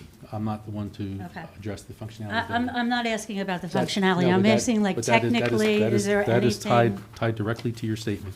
Your question was no. whether or not more parking could be added to the site for the purpose of. If the building was those- smaller. Right, and the answer would be yes, but you would not have the building to be effective, what you're asking for. All I asked Yeah. is if it's technically possible, that's all. But it doesn't address the application But requirements. that's a separate issue. Yeah. Okay, so. I want to be clear that we're not. Okay, a couple. Just so we're clear. I'm You're not asking, gonna you're take the asking, whole you're asking, night. no, you're asking questions, but I want to make clear that you don't take a question and turn it towards a point of where it's not applicable. I just want to be careful about that, right? In other words, the purpose of the application that's before you, before the board right now, the public, excuse me, is for this use based on this particular configuration.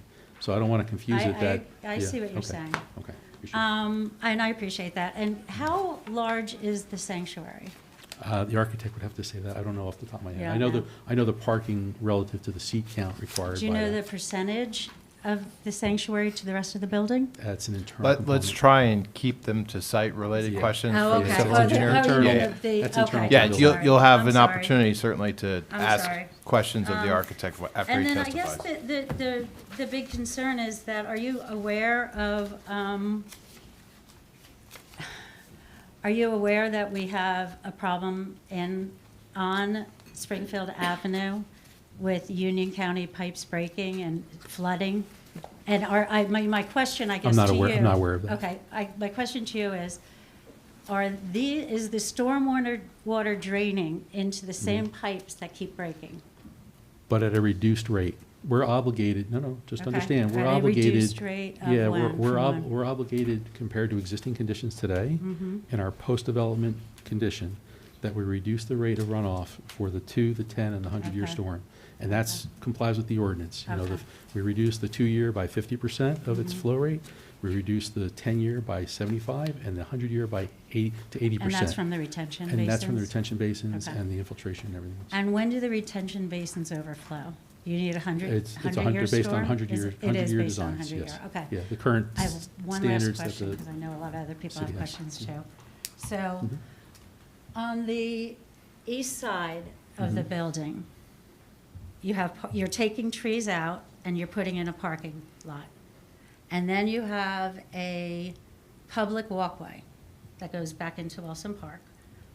And then you have other trees that are city property. Once you take those trees down, how close is the parking lot to Oakley Avenue? I'd have to go out and do a measurement for you. I don't know off the, Oh, I okay. can't do it from what I have information here. I think that's all I have. Thank Okay, you. Thank you. Jeff Sullivan, 12 Passaic Avenue. So a couple of questions about a couple of different things. The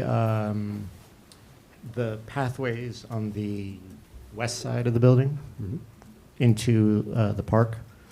So it looks like just off the property line, there are gray patch lines, like as if it's continuing on. So are those meant to connect with existing are those existing pathways? Connecting with existing pathways, So yes. those are existing? Yeah, to connect to this existing pathway here.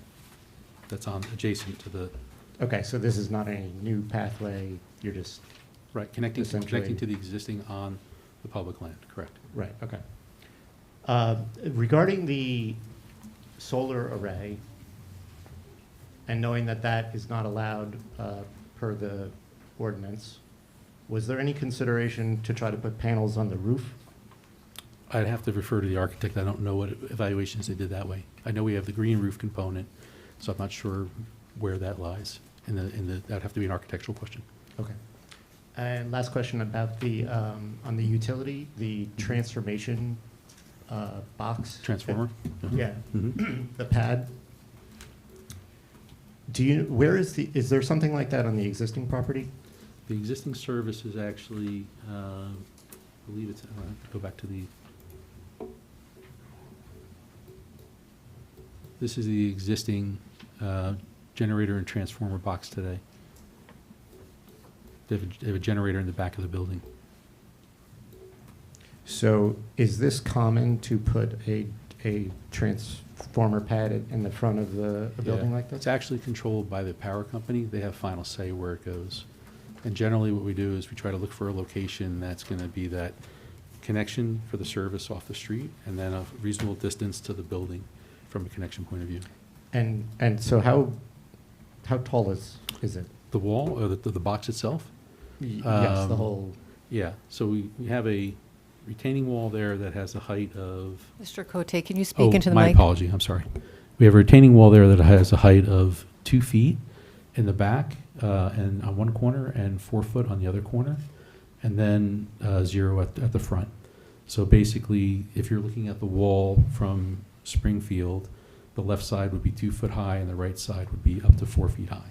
And then that would level the pad and presenting to the roadway, it's approximately 3.5 feet, 3 or 4 feet above the roadway elevation, the adjacent sidewalk along Springfield. And sorry, how wide is that roughly? So the width of the pad itself is typically, I want to say, I got probably 8 by 8 is the rough pad size, but I'd have to confirm with the utility provider their specific pad. But it won't be bigger than what's shown in terms of the retaining wall area that captures it. And then the transformer itself, it sits On a concrete underneath pad. the wall, Sits on a below? concrete. No, It comes the up site- above the wall? Yeah, it comes up above the wall. That's Do why I you was saying it's know- around 3 or 4 feet above the grade of the sidewalk that you're out along Springfield. The wall is 3 The or 4? the pad elevation for the transformer The pad itself is approximately 3 or 4 feet above. Okay, and then the and transformer the itself? transformer sits on top of that, yes. And do you know how tall that is off of that? I've seen transformers roughly 5 feet in height. I don't know if we'll have that. The power company will provide it, and whatever product they provide is what you use. But I can't testify to the exact height. And then, are there wires that go off of that, or they go Everything's underground. They go underground Yeah, from it's there? all underground. Okay, thank you. You're welcome. David Warren, Warren, 76 Beekman Road. I had a question about the roundabout, the parking, the turnaround. What's the approximate distance, let's just say, from the actual circle to what I assume is there's a basketball court there now, a Wilson playground? Like, what type So of? we're 15 feet off the property line, and then it might be another, I can measure approximately 10 feet to the asphalt driveway that's there, but I don't know the court itself, how far away that is. Are there any safety barriers whatsoever between the circle and the walkway and the? Just curbing proper, just regular concrete I curb. think you mentioned there'd be some trees. There'll be or- trees, yeah, trees planted around if you want to consider that a safety feature. No, yeah, I don't. trees. That was kind Yeah, of my yeah, question. yeah. If there was any consideration could there be any consideration for any enhanced safety measure between, because I could imagine, For such a low-speed maneuver, we wouldn't Yeah. typically do it, yeah. Not Parking- typically, Right, yeah. parking lots, safety measure like was requested before about a guide rail off the back of a wall would be typical, but not for a simple turnaround like that.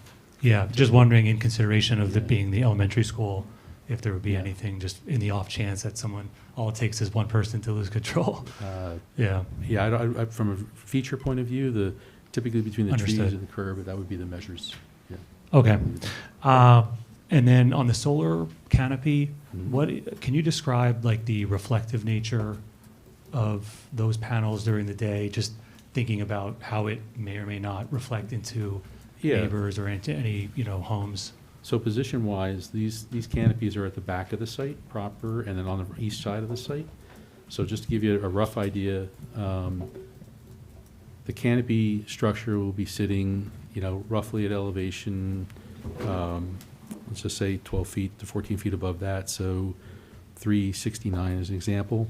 The building itself will block any of these in the back, and the other ones will be tilted to the west, so you won't see so you'll see combination of, there'll be panels from this orientation from the street, and there'll be panels like that orientation from the street, and those angles are based on the inclination of the sun, where they get their yield. Whether or not you'll see any glare from your road, I don't anticipate you see glare from Springfield Avenue. The building will block the majority of the panels that actually face Springfield Avenue. And that's just this line of sight. If you're looking here, this building, it's better drawing here. Let's look at this one. This is Oak Leaf, right? Yeah, sorry, yeah, so basically, most of these here, those will be covered by the building, these will be covered by the building, and then these are starting to face towards the park. Okay, so you don't feel that there's going to be any major reflecting into Not a glare homes? issue from Okay. that point of view. Thank you. In my opinion. Thank you.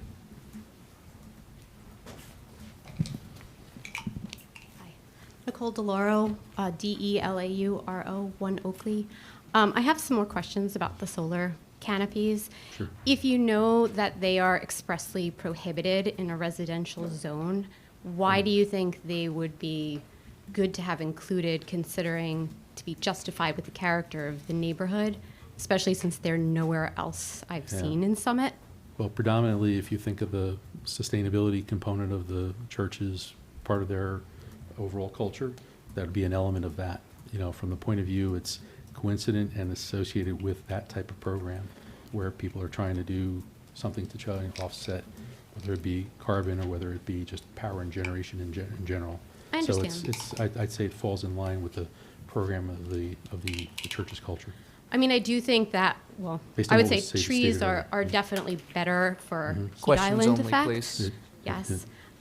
So because you cannot plant the one for every 10-spot shade trees, because you have all the parking, you're not actually shading any of that heat that's being generated on the eastern side of the property. So The solar Yeah. panels do help in shading the asphalt proper. is but it also- superior to trees? But in addition, it's not part of my testimony because I'm not the landscape architect, but you'll hear from the landscape architect, the amount of trees that we're planting around it's not a minor planting, it's actually substantial. So I think when you see that maybe you have a better perspective on the tree replacement type of approach you're talking about. Yeah, I mean, most of the trees, at least I've seen that on the plan are on the western side, but I Mm-hmm. can save that question for later. For the lighting, how tall are the pole-mounted fixtures? Sure. And where exactly are they located? So the pole mounting fixtures have a mounted height of 15 feet, which is compliant with the ordinance. And then they're positioned on the south side of the drive aisle and on the west side of the drive aisle as you come in, and one on the east side of the drive aisle before you get to the solar canopy arrays. The solar canopy arrays provide the lighting for the parking on the, call it, north and east side. Do you know how many lights there are underneath all those solar canopies? Yeah, the solar canopy array is an E8 type fixture, and the E8 fixture is 34.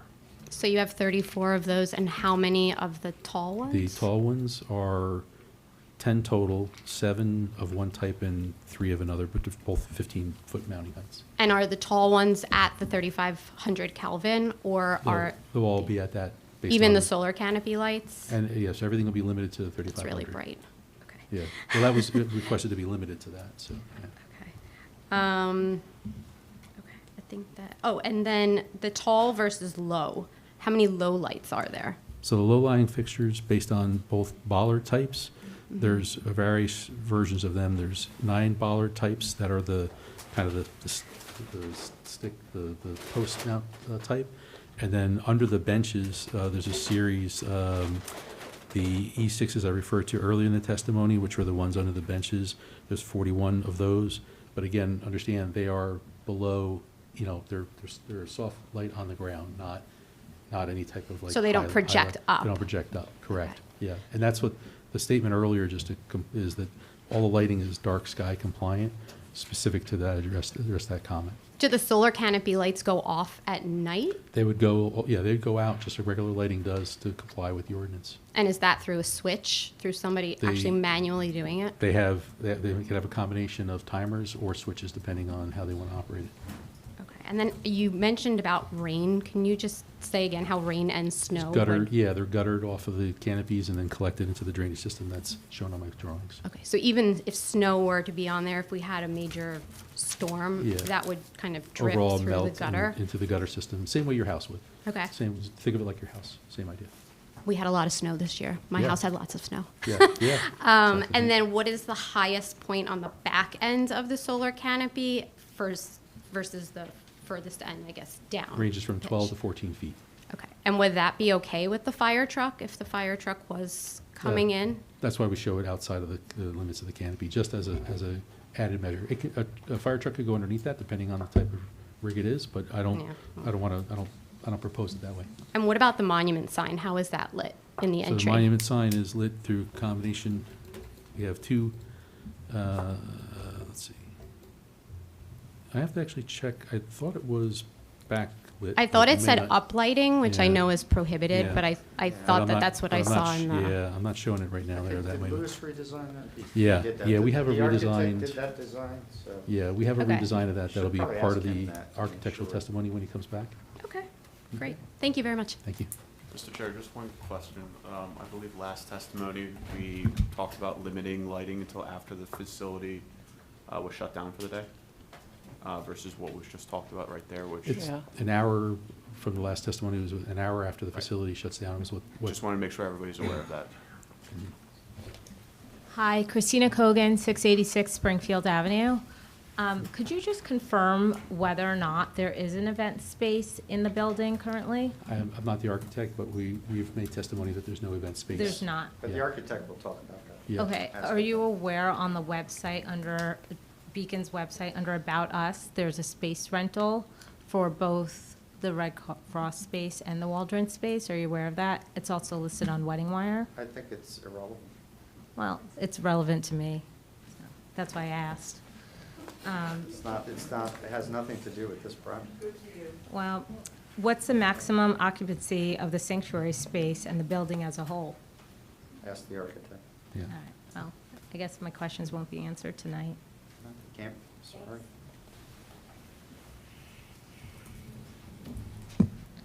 Ingrid Carlbom, that's Carlbom, Yeah, it might be better to hold it.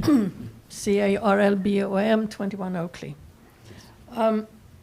So we've talked a lot about this, but I still want to understand this about, how you calculate the number required. I think they want you to speak into the mic.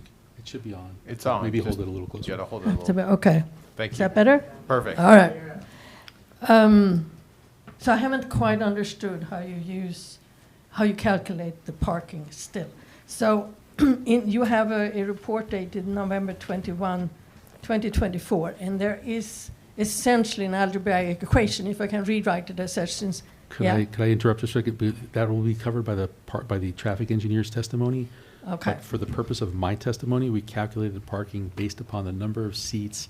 So it's one parking space for every 3 seats. And to the planner's testimony earlier, or planner's comments earlier, there's a question of can we rate that against other elements of the site?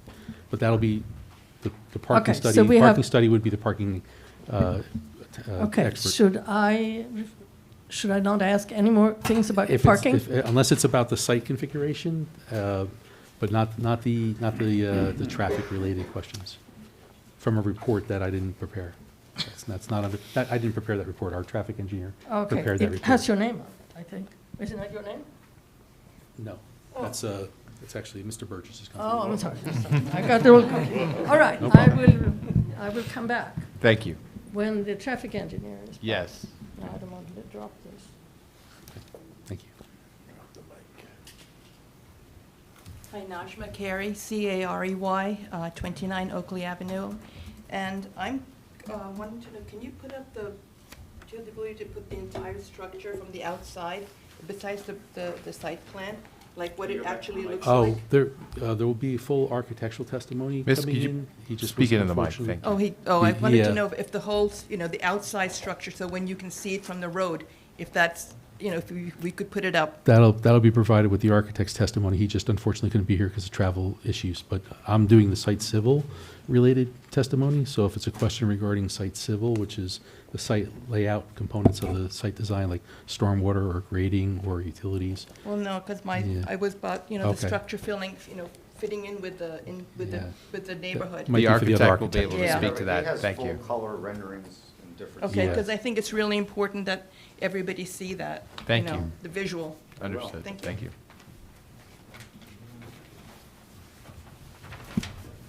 Hi, Matt Deegan, 6 Beekman Terrace. My question is about the drainage. So all the runoff water is going into some sort of retention tank, correct? Different systems throughout. It's a combination of retention tanks, porous pavement, underground infiltration system. So Okay. it's different galleries. Where on the site plan are those located? Sure. So the drawing we put up that was referred to as the grading plan, drainage plan. So as an example, along the frontage is a series of underground galleries. This is underground detention, and then that'll discharge out through an outfall control structure that goes out to the inlets along the street in terms of the discharge. This is an underground infiltration system, which takes components such as the rooftop drainage, and then that gets, again, everything I refer to goes through outlet control structures that It's supposed to slow the. percolate through the ground. Part of it percolates in the ground, Through the part of it collector. slows it down. Well, Yeah. it's different. We have soil tests to show that we can actually percolate, soil types have to be conducive for that purpose. But those are the locations. There's Those are the nothing- location. There isn't going to be anything in the back right now. what's what's around, for example, the porous pavement has under drain components of it, and those go out to the system. Those are all part of they're part of the stormwater water quality measures. So there'll be the discharge out the back here, for example, combines both discharge from some of the other features I talked about, plus the under drains of the porous pavement as an example. And that moves through there? And through there, yeah, through Okay. that discharge point, yes, that's correct. Okay. Thank you. Thank you. Please. Marisa Toman, 7 Beekman Terrace, TOWMAN. I just had a couple questions on the EV. Into the microphone, please. Oh. Thank you. I had a couple questions on the EV parking. Sure. So there's 4 spots, and those are not included in the 46 parking count? They're included, but the state allows you to take a credit of an additional parking count, not a real parking count, but a parking space towards your obligation of parking. For every one, you can get basically an added space. So there is a provision that I could have counted it as 50 parking spaces on site, because each EV grants you an added bonus, but I didn't do that. I just kept it as what are the real parking spaces that are out there. So my number doesn't reflect that bonus in any way. Okay. And so there's canopies with lighting over those Under them. spots? Under those. Yeah, Well, yeah, over the spots, I'm sorry, yes. Can you see that from the street? They'll be part of if you were to look from the street, the site being lit, you'll see that the site's lit like any property that's lit up. But ultimately, they go out at the time when, per the board's provisions, Okay. after the activities are over. Okay. Yeah. So do they have like a vendor, like ChargePoint or EVgo or somebody that they're I don't gonna think use? they've selected anything along those lines yet. Okay.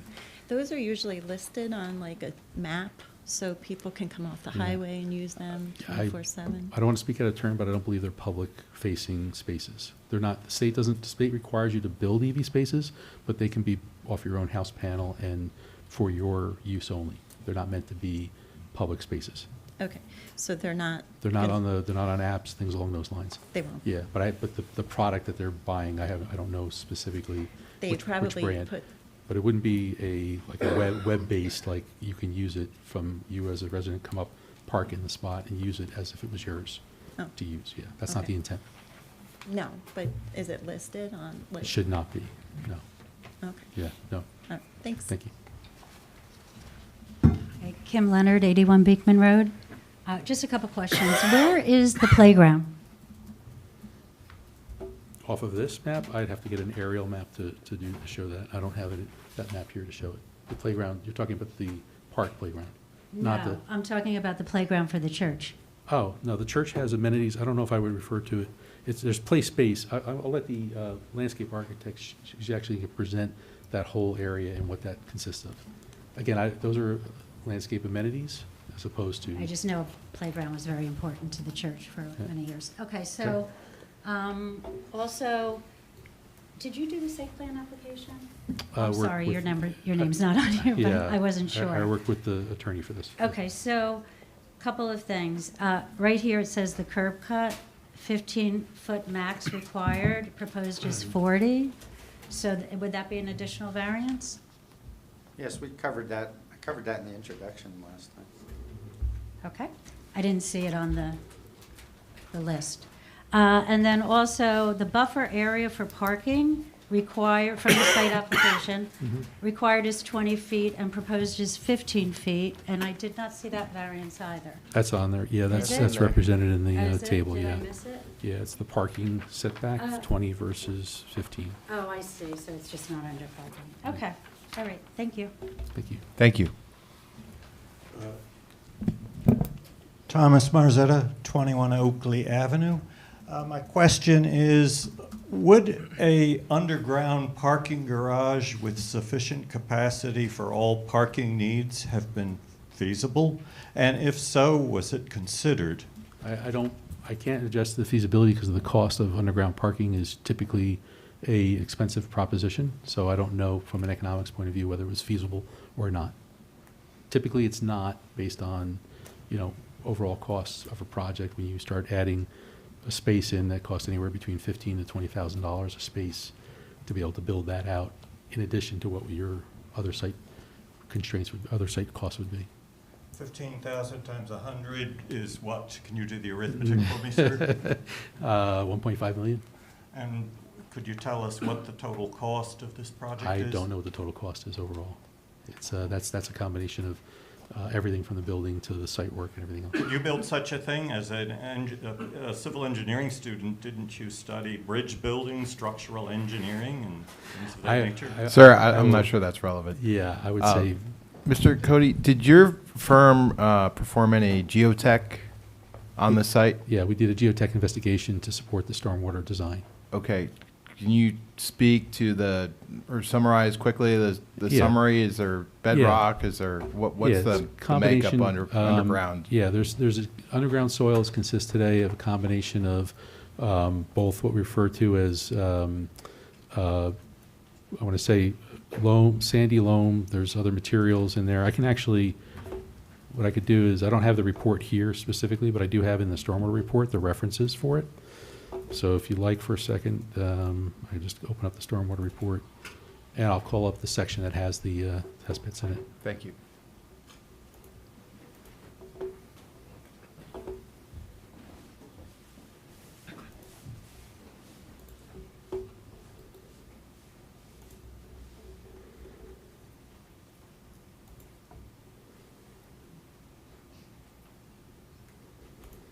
These are the test logs that are in the actual report proper.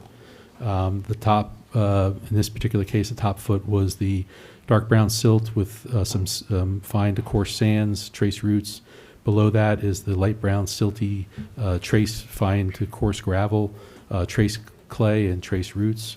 Below that were reddish silty fine to coarse sand, and again back to trace fine to coarse gravel, trace clay, and trace roots. You make your way down, it's a similar component. There are some trace cobbles at the 5 foot and below as an example of one test pit on the project site. We had a total of, let's see, 1, 2, 3, down to the bottom here. We have 8 test pits on the site to document the soils throughout. Thank you. Thank you. Please. Christina Kogan, 686 Springfield Avenue, and I hope you can answer this question. Okay. It is in regards to the safety of the community and Wilson Park. God forbid there was an emergency at the church where there requires multiple fire trucks and ambulances. Could you explain how they would be able to maneuver within that parking space area? So their entry point into the site and their access to this drive aisle that is around the site, within the site proper, is their primary staging area. Typically, when I work with fire departments throughout the state, a lot of the fire departments talk to me about they don't want their vehicles staged up adjacent to the building. Typically, you'll stay the fall distance of the building away. So the drive aisle is at a position of suitable distance away from the building, and the fire chief had a chance to review this and provided his comments on it for that purpose. So where would they stay on? They would stage on the main roadway coming in. So main road, Springfield Avenue? Well, no, our access drive coming in would be the more likely. They could stage along Springfield if that were to be the need for multiple fire trucks, but they have the opportunity to access the building through our main drive aisle. Okay, With and the it would be provision. easy for them to get in and out? Yeah, the out is based on the K-turn that we provided, and the otherwise would be the condition that the board member had provided before, that if they were to be all parked, they'd have to back out. Okay, thank you for answering that. Thank you. Thank you. Hi, Rachel Brennan, 7 Fairview Avenue, Brennan. I had a similar question. I was going to sit down, but it's slightly different because I thought you said they couldn't. So my question also was going to be, like, what happens if there's a police or a fire truck that pulls in and a police truck pulls in behind? How would that fire truck get out? Because I'm confused on these logistics. But it sounded like you just answered there would be a K-point turn, but I thought there couldn't be a K-point turn. There'd be a K-point turn if the parking spaces are available for them to make the turn. I think we're assuming, or at least I'm going to assume it's full. This is on a day where it's full. Yeah, it could be any one of the conditions, right? So the other example was. I don't know what that means. What is any one of the conditions? A condition could be that they're full. A condition could be that they're empty. It could be whenever a fire occurs, it's not. I don't want to speculate. Sure, I want to consider consider a full parking lot as a yes, scenario. Okay. Right, as one of the scenarios. So what I referred to earlier was that they would need to back out or potentially do some kind of. So can I ask a back out question on the back out? If there is whether it's another fire truck or a police car behind the fire truck that's in there, Yeah. how does the back out occur?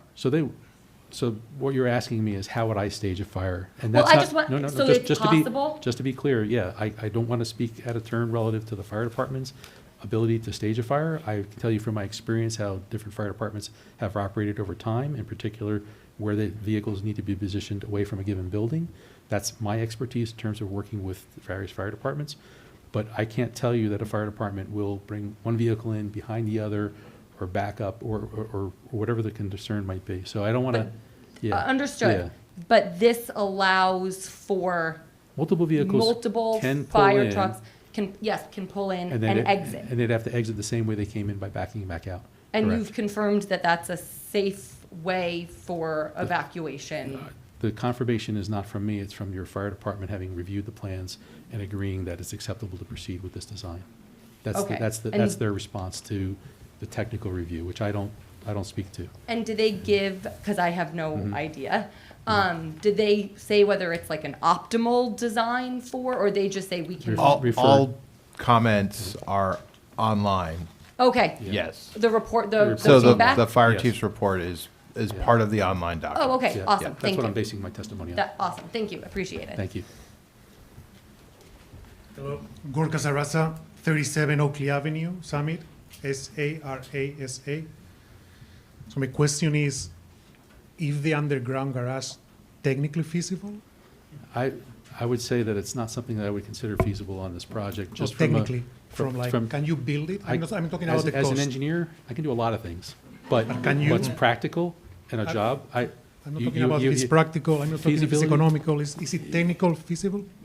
Yeah, technically, you could design something, but I can't tell you it would work for the church's purpose. You're asking me something, is it feasible for the From technical- intended use? from a And I technical point can't- of view, Technical is it- point of view, I can build anything, right? Provided ordinances, whatever So allows. can you build an underground garage If there? I can't tell you it would be the right thing to do for this project. If you're asking if it's feasible and I believe that's the right thing to do, I can't tell you that I'm that's not the right asking thing if to it's do. the right thing to do, I'm No, asking but- is it yeah. technically feasible or not?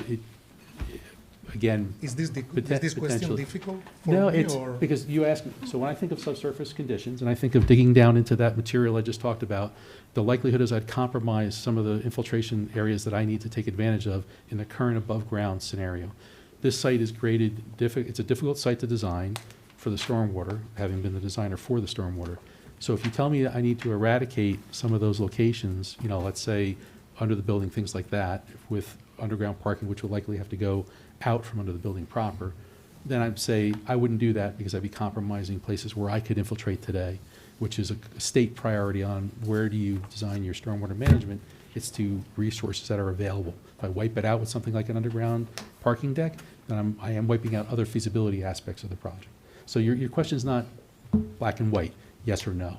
There's a lot of components in the design elements that I have to consider as to whether it's truly feasible. And then obviously that has to tie back to what the intended use is.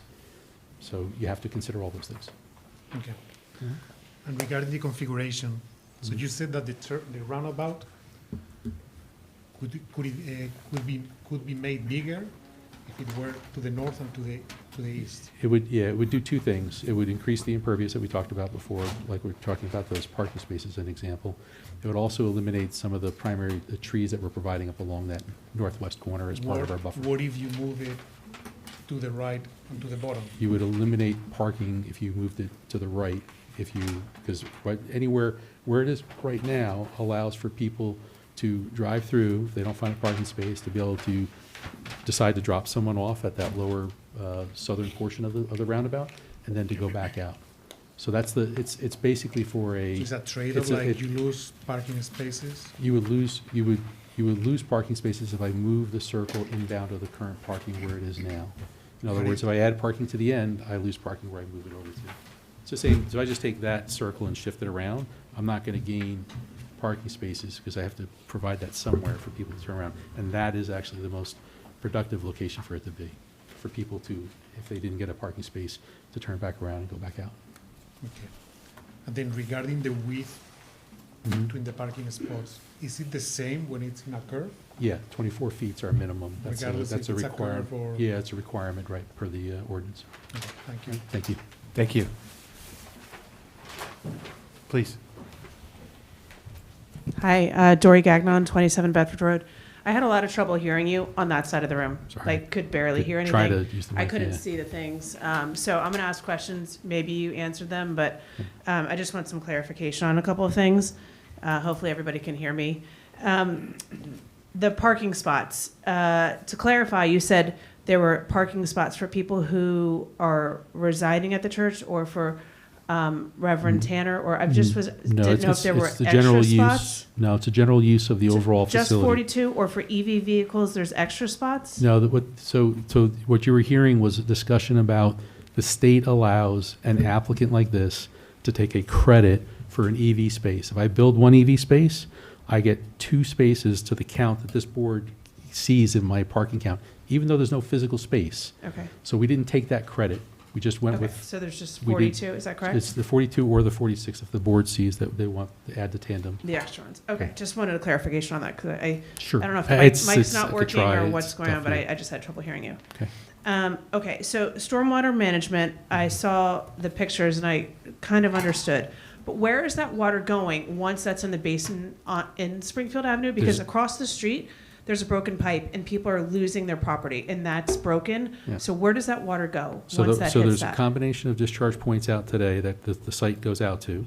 We connect on the southwest end to the pipe that's on the north side of Springfield Avenue from ours. But if you hadn't heard from my testimony, our design requires us to reduce the rate of runoff compared to existing today.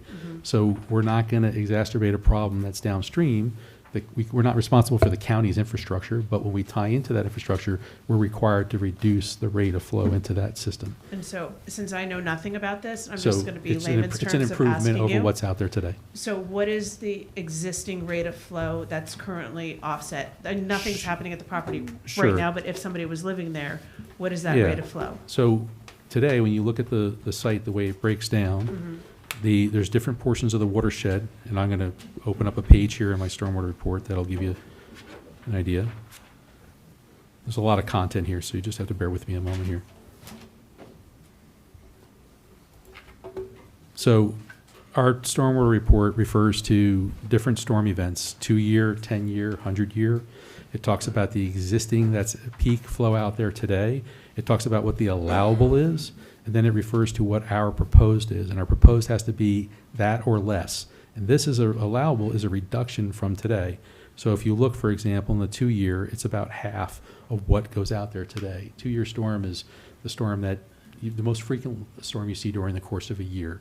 Okay. It does a lot of it's what they refer to as a storm that'll happen anywhere 50 times a year, as an example. So again, let me ask Yeah. you this question. Does that go to the Saltbrook though? Do you know if To- that pipeline so goes the to the pipeline- Saltbrook? Yeah, so the pipeline that goes downstream, I don't know where the terminus point I is. think that's something important to find out, Right, so that.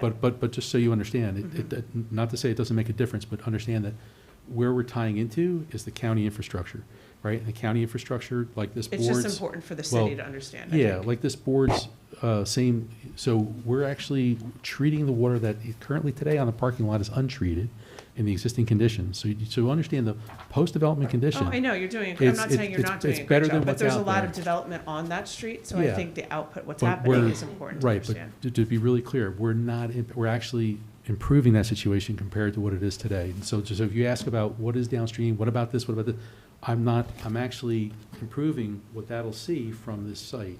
So it's not, it's, in other words, we're not making it worse, we're making it better in that respect. Okay, so, Yeah. another question. So, big on safety, and I had a big project that was put across the street from me, and so the fire trucks, still a little concerned about EMS. We're talking about a lot of fire trucks, but we're not really talking about Yeah. EMS and their safety. Mhm. So let's say EMS was the first one on site, then the fire Sure. trucks come, and then the police come. So EMS is not able to get out of there once the fire trucks are behind them. So So- one thing that the project did across the street from me was put an exit. Now, obviously, I don't think that's possible with this Oops, site, hold on a is to second. put an exit onto Springfield, but I don't see how EMS, if there was an emergency where there's patients that are injured, how are they gonna be able to get them So out? you're projecting a scenario that may happen, could happen, Me? I It's don't- just I- very, I'm not, I'm I not, was I'm not I was saying, I don't want to. EMT, so I'm just like, that's like my number one yeah, so I'm concern not- is getting patients out. Yes, Right. there's a fire, put the fire out, whatever. Right. But there's patients that are injured, Yeah. and there's could be 300, up to So- 300 people, I think, Yeah. with Mr. Nelson's testimony the last time saying that people were standing. So let me refer I'm to that. just concerned about people. Let me refer to that comment, the question, excuse me, right? The Okay. question is that if ambulances were pull in here, you've got a 2-lane roadway, so you as an EMT person would park on one side or the other side. If you take the whole lane up, I can't tell you that operationally that's gonna be the smartest thing to do, but you have the ability to bypass somebody with an EMT vehicle. You could drive back Can into you that. see- is there a way to zoom Yeah, in so yeah. people So, can see a little bit so you here? can, you could drive as an EMT unit, you could drive through this circle and come back out. This circle will support an EMT ambulance, I'm up just to- talking about fire trucks behind me, like all Right, but called. if a All fire truck EMS blocks and- the whole thing, then operationally, yeah, they're gonna block it. But if they don't, you have 2 lanes, you have an inbound and outbound lane that you can use for an EMT. And that's my concern, is Right. that, you know, that the project that we pushed Yeah. for across the street, there's an emergency exit and it's roped off. I can't So- speak to that project. I know that, I'm yeah, just yeah, saying, that yeah. was something that we pushed for, Mhm. and the board agreed that there had to be Okay. an emergency exit for people Okay. to exit out of. So that's something that I would suggest the board look at, like, this is something that I'm suggesting to say that EMS cannot exit and patients cannot get out of this safely. So that's Okay. something that I'm So, suggesting. well, excuse me, while you formulate mhm. your next question, I just need to put a connection before I lose my laptop.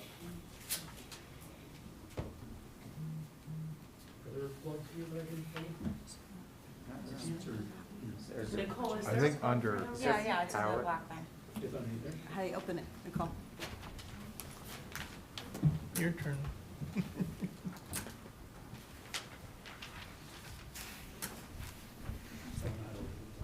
Boy, John, just when you think engineers know what they're doing. Well, you know what, Just remember, an engineer built that.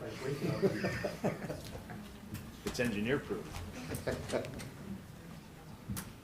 thank you so much. If I break it, I buy it, right? That's the deal.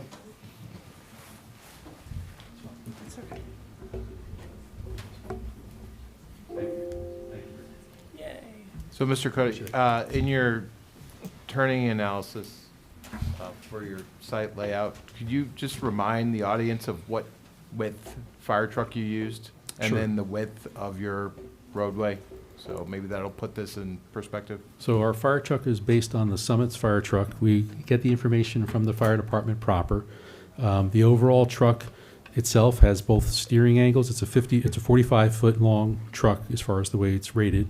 And we use their specific geometry, and we run this through a program called AutoTurn. AutoTurn is a program that actually uses the true wheelbase, the true steering angle to operate the vehicle. And then we can use that to simulate, and what you see on this plan are the maneuvers of the truck coming in.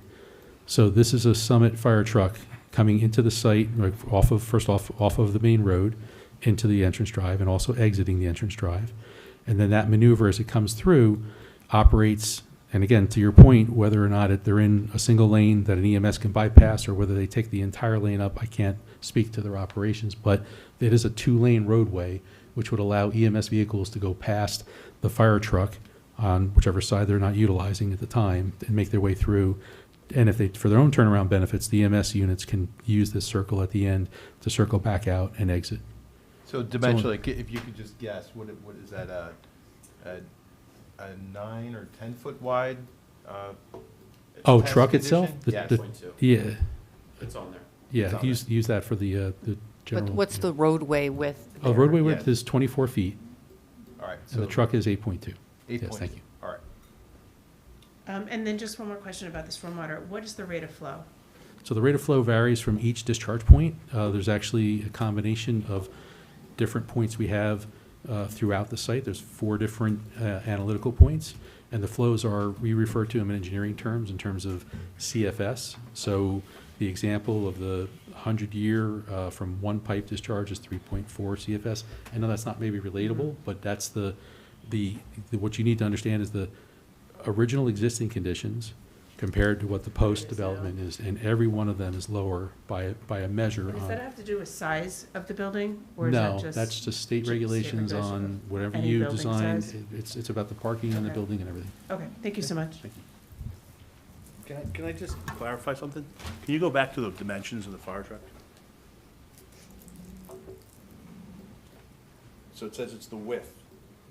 That's parking, that's not operational width. That's correct. The operational is reflected verify that. the operational is correct, is reflected in the path you see on this drawing. Well, that's driving, I'm talking about when the outriggers are out and the ladders up. Oh, yeah, when you That's stage it, when you operational. stage a unit, exactly. Again, that goes back to.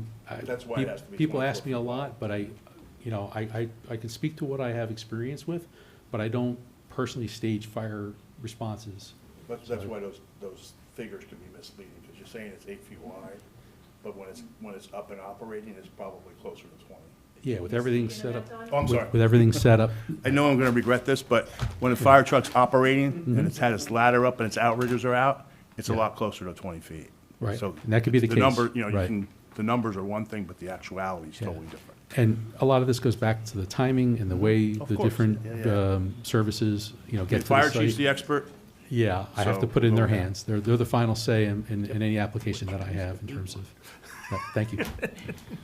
Rachel Brennan, 7 Fairview Avenue. Teed up my question perfectly. And thank you for noting that the report was online. I took a quick look.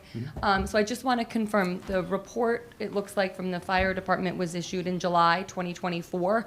I just want to confirm that there have been no changes to the drawings that we're looking at now since that report was issued. His report is based upon this is the February 9th, 2024 drawings that we're presenting. That is part of that. It took a long time to get to this board hearing, so that's why there's a time gap. But this is the report prior, report's based on this plan, yes. Okay, so what they issued It's is based on that drawing. is That's based on correct. this drawing. Okay. That's correct. So, because I think at one point we were talking about there had been changes to the circle. Those No, are we- covered in the report. The circle changes were internal design iterations we went through, not something that we presented to the town to come up with this solution. So people asked if we had investigated other scenarios, and we did. And that's how we came up with this final solution you see here, that the fire department reviewed. Okay, this is the one they reviewed. Okay, thank you. I have a quick question about the fire truck. Is that the fire truck that Summit's using now? That's what was provided to us by the fire department for the current fire truck to utilize for this particular service. Okay, so we have a new fire department now, firehouse now, that can, you might be able to help me, Don. They can have larger fire trucks now, correct? Theoretically. So if we were to get a larger fire truck that would fit in our larger firehouse, how much? Well, would the this- firehouse is part of the driving factor for size of apparatus. Really, it's the bridges in town. Okay. There's bridges, Passaic Avenue has 2 bridges. Some of them we can go under with some apparatus, some we can't. Springfield Avenue Bridge, we can go under with some apparatus. I say we, I apologize to the fire department, cannot go under that bridge with certain apparatus. The dimensions that they showed are the dimensions of the apparatus. So tactically, when you're using, I feel very nervous about talking about this, but tactically, when you're using a fire apparatus, the width is a lot wider than when you're driving it. You got hoses coming off, but the fire chief's the expert, and if he said he's good, then he's good. Right. Yeah, I have to base it on their review. I agree. Thank you. I'm just planning for the future. Yeah. Christina Cogan, 686 Springfield Avenue. How many of the parking spots are reserved for handicap? There's a total of 3 spaces, that are on the site for the ADA. Okay. That's right. There's 4 EV and 3 ADA. So of the 46, 7 are just regular spots? I mean, 7 are not the regular spots, they're EV They're and then in combination, yeah. Okay. The ADA actually shares is an EV space. Okay. So there's an overlap there. And was there a plan for where the, overflow of cars would go? Yeah, Springfield Avenue, the actual shoulder along Springfield Avenue is the overflow, Okay. which was, I think, discussed earlier. The parking. Talked about in the study, last. We'll have full Yeah, and we testimony have about another, the yeah, we have another Okay, expert so for that that as well. can't be answered. That'll be another Okay. expert. All right, for that thank you. purpose. All right, thanks. Jeff Sullivan, 12 Passaic Avenue. I noticed in the water. Stormwater? Yeah. Where the tying, I think it was the tying in image. Yeah, there's different, right. Different discharges. This is one of them that was asked about tying into Springfield Avenue. Yes, so if you could zoom in there next to the transformation pad, where is that a manhole where it turns? This is an inlet today, existing No, condition. up on the Oh, a property. manhole here, yes. Yes. So, That's set at grade with the embankment slope. That's at grade. so yes, so one of the other images you showed was this side of the property has a significant slope. Yeah, what I was showing was just basically that if you look at the elevations on Springfield Avenue, we have to tie into those at the right of way, right? So our grades of the natural existing conditions out there today are in this rough elevation 434 that's here, and then it makes its way up the embankment slope. So what's out there today is an embankment slope if you looked at the existing conditions. So This is the existing slope that's out there today. These are contours representing 1 foot elevation changes, so you can see this is upwards to, say, 7 or 8 or even 9 feet here, just existing, not proposed. Right, and that you're not planning on any grading to change that slope? Yeah, we have the wall to make up a flat spot for where the transformer is proposed. We have a series of, we have slope embankment there, similar to what you see out there today. And then up top here, where we have, our perimeter around the building, we level back off again. So the example is the building is at 359, which is if you were to see the existing Red Cross building today, that's the same elevation, existing building to where we're putting the proposed building. That would be a rough, give you a gauge of the elevation. I'm just asking questions that are Yeah. focused on the manhole cover and the grading, and are there any other manhole covers Yeah, there's a along series- that pipeline Yeah, you see that them, are, they're reflected here on this plan. near the steep slope? And specifically, I asked because my neighbor who had work done has a manhole cover in their front yard, Mhm. and it's sloped, and the manhole just sticks right out of the hill. Right, yeah, so. So, I'm asking, Yeah, that's the grading- yeah, that's the the thrust grading- of the question yeah, is, the grading- how the does grading's the manhole intended- sit on the hill? Yeah, so the grading has the manhole's basically the 2 foot you see for the diameter of the manhole at grade will be across, and there'll be probably a change of about maybe 6 to 8 inches across that manhole for the purpose of what you'll see revealed. So you may see 6 You'll or see 8 a inches lip. of a lip of the manhole. A lip on of the 8 inches? downhill side. 6 to 8 inches Yeah. of a lip? Of a lip. And that's the only one? Or There's there'll be these- multiple? It's these 3 here, you see along the front, that are in the grassed area, the landscaped area, excuse me, along the front. 1, So- 2, and 3. And each of those will be jutting out like that, 6 to 8 inches? Like Yeah, with I a don't lip? refer to it as jutting, but yes, it would be exposed by a small portion of it. And the how re- far away is that from the existing sidewalk? Or is that, That's approximately, I can measure it, but it'd be about maybe anywhere from 8 to 10 feet, depending on the location. so That's the property line sidewalk- is where the sidewalk begins? No, the sidewalk is offset from the property line. This is the edge of the sidewalk closest to the site, and this is the edge closest to the street. So you're talking about from here to here. That's right. Sorry, go ahead. So visually on this plan, this is the edge of the sidewalk existing today, and this inbound of the property is where the manhole will be proposed. Did you consider putting in a retaining wall between the sidewalk and where the elevation begins in front of those manholes? No. Similar to what's No, down we- the street and many of the houses that are being Yeah, built? yeah, we went with the embankment slope to have more natural cover rather than a wall in the frontage. Okay. So those manholes will all be visible? Within that 6 to 8 inch Okay. type of visibility. Yeah. Okay, thanks. The height of a curb, basically. Looks like one more. Hi, Nicole DeLauro, 1 Oakley. I had a question about the eastern side where the storm drainage, if there is any, all the way on the eastern side? And Yep. is the sidewalk that's behind the, I guess, parking spaces, is that pervious paving as well? No, the sidewalk is just, excuse me if I'm not speaking in the mic. The sidewalk is concrete sidewalk running along the edge. The pervious pavement goes up to the curb line proper. And there's a discharge point that we were referring to earlier tonight in the testimony at this northeast corner of the site. And that's this feature that's shown on the plan. And that doesn't get moved with the additional tandem spots and the That'll, retaining no, wall? just the outfall will stay where it is, but instead of being a small, like what they refer to as a flared end section, it'll just be integrated into the retaining wall if the board so chooses to want us to build that. How does the water collect between that point and I guess There's further a, south? yeah, there's a series. Like the- in This is the underground, the drainage system below the porous pavement, collects that drainage in that area and delivers it to that pipe. Is the sidewalk pitched The towards side, that the pavement? sidewalk here pitches towards the pavement. Okay, Yep. thank you. Thank you. Mr. Chairman, can I ask couple of questions real quick? Absolutely. Okay. Just talking about that area, you have the riprap, I guess it's called, right on the property line. Right. Why wouldn't you want to catch that drainage into your drainage system? Because this is going to be untreated water. No, I apologize. That actually is treated water. That's the whole point of the porous pavement I was referring to earlier. Okay.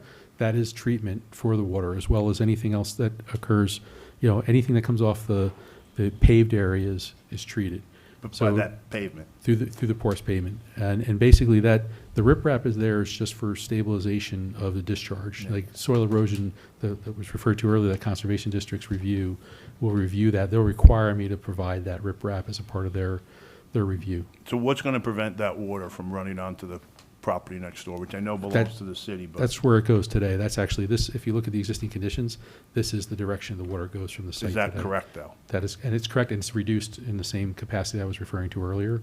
The rate of runoff at that location is actually Going to be compared less to than what it existing is now? Less than what it is now. With, even though it's all grass and everything? Correct. That's because we're slowing it down, we're treating it. That whole train of different stormwater measures is what we're used to slow it down and treat it. Today, it's untreated.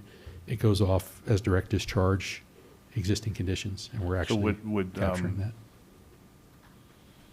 I'm just going to ask, would I be able to do that, having that so close to my property line, to Yeah, my neighbor's if property? when you do the design, you technically have to find the points of discharge that go out there today, and you have to work those points of discharge, and that's a point of discharge Okay. existing. Yeah. All right.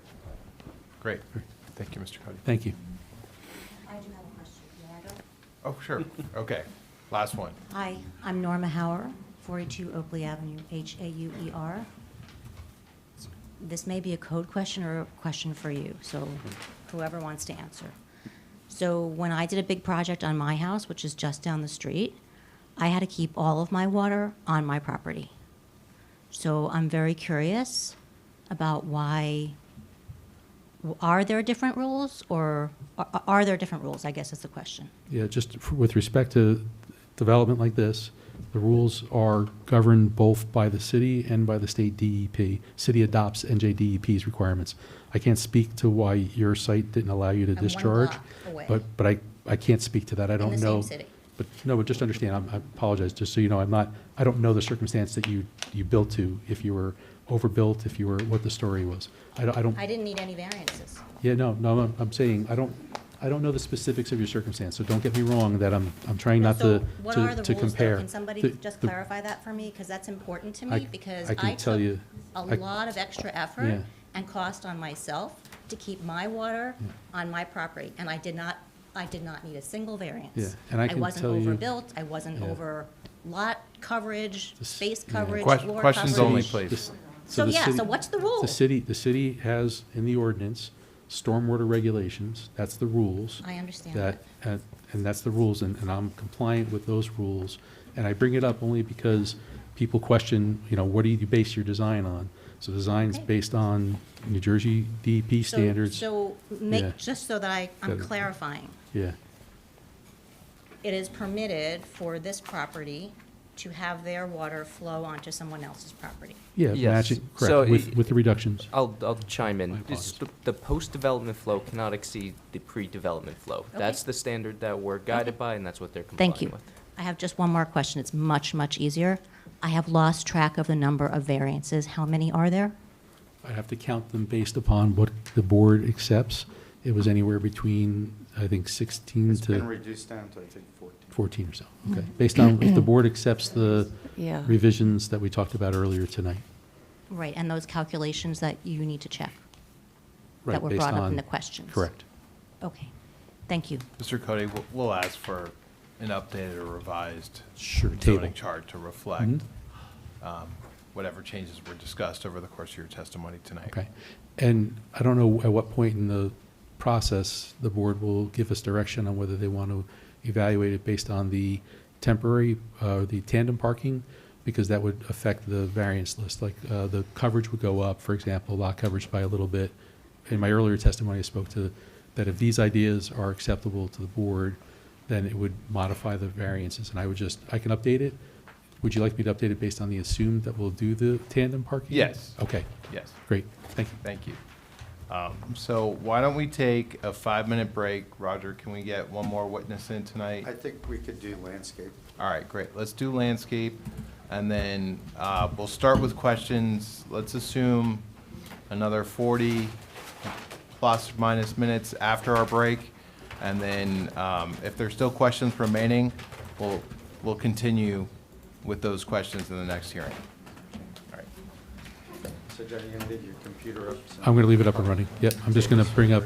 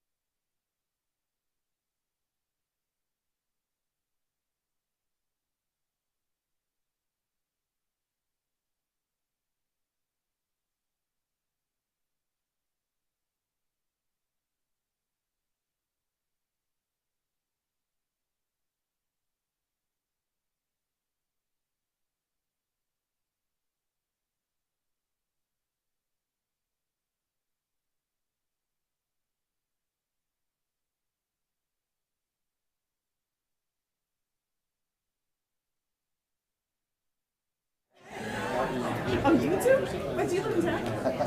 Oh, do? Oh, okay. Or I'll use your name.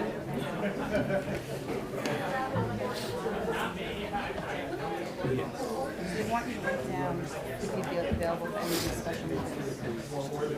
Just put your initials.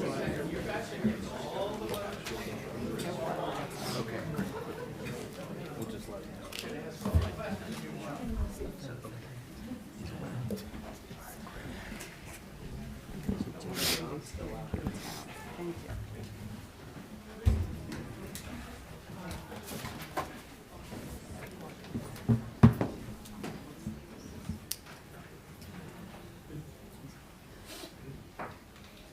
But I know I can use this. Don's still with us, so relax. Where is he? I held him up. He's where all the old guys went. That's not nice, Roger. Some of the Cost girls you a did vote. too. Why did you think you were included in that? Who's AJ? Here he comes. What? We'll resume when Mr. Nelson gets back to the dais. Yeah.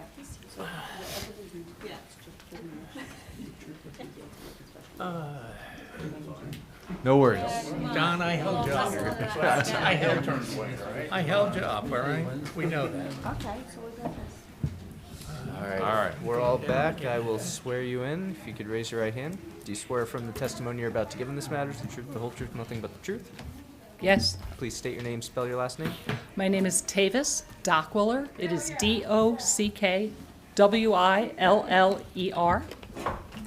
Thank you, and can you briefly describe your background and experience for the board, please? Sure.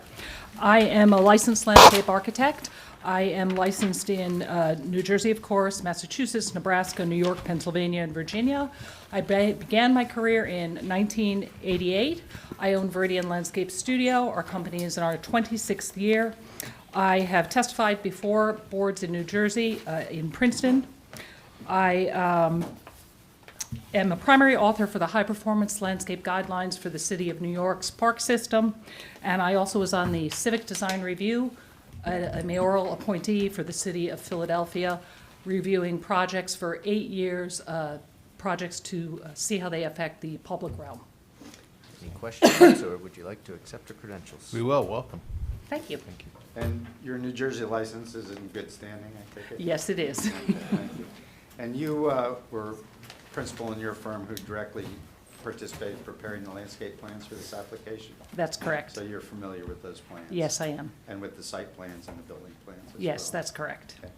So I wonder if we could then just, if you would simply walk the board through the landscape plans. I certainly can, and I can zoom in as needed. As described by my colleague, we have the drop-off area in the front of the building, and I will have an exhibit for this, which you should have already, that describes the paving. We have the drop-off at the front of the building, and I think you can see my cursor. There's a walking labyrinth in the front of the building.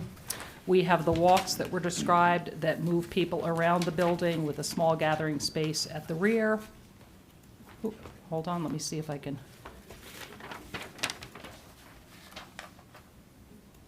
Forgive my, there we go.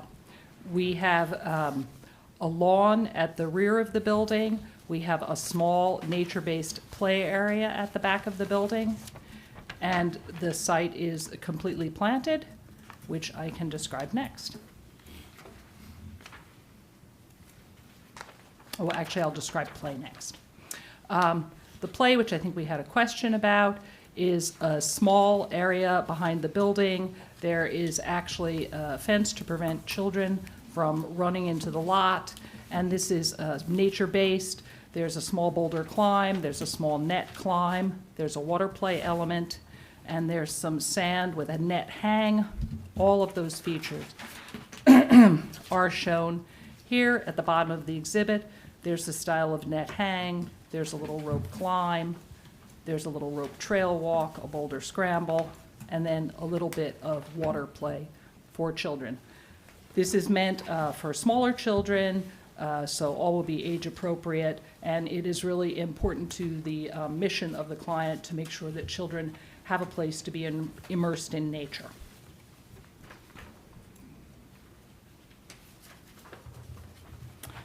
The next exhibit is the tree removal plan. We did work with John Linson, your arborist, for this plan. He reviewed all of the trees with us. We have 63 existing trees on site. 29 of them are to be removed. Most of them are in not great condition, and we are planting 91 trees on the site. John did talk to us about the 3 larger trees in the back, and we did look very hard at saving them, but due to the turnaround requirements and the parking requirements, we were unable to do that because we'll disturb too much grade around them. And we have to be very sensitive about, pardon, the root zones of the trees to make sure that they live. Oop. The planting plan is all native deer-resistant plantings appropriate to your ecosystem here, and they are meant to showcase the ecosystem. The plan is planted very carefully in concert with the stormwater plan, because really, to get great water quality, you need to have your soils, your vegetation, and your stormwater working in concert. So we worked very hard with John's firm in order to make sure that works. This is the tree plan, and you can see that we have a variety. The little colored ones are the flowering trees, the little pink ones, and then we have large trees and also small understory trees. We did look at shading because we want to make sure that we can actually shade paving but not shade the solar canopy. The sun wraps the site in this direction. So we've been working back and forth with the architect to make sure you get good solar gain where you need it, but you'll get cooler pavements where you also need it, because that is very important. It's not just the management of the rain to reduce quantity, but it's also the cooling of water to help to make water that's not heated up so that it performs better with the soils and vegetation. Let's see. Oh, let me hand out. And I've gotten confused on the numbering of these, so someone's going to have to help me. This would be 4, I think. A4? Yes. And this is an exhibit that just talks about the paving materials, so you can see the materials being proposed.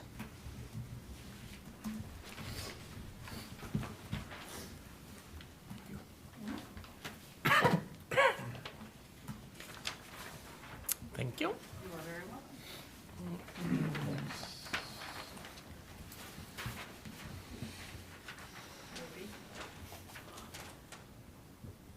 Try not to look back over.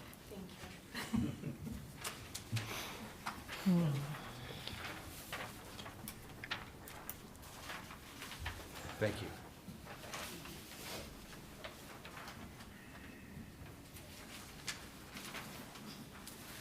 Thank you.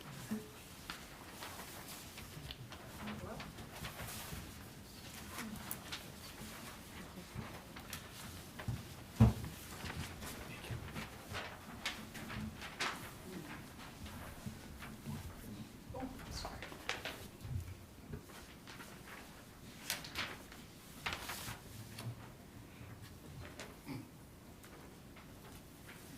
Thank you.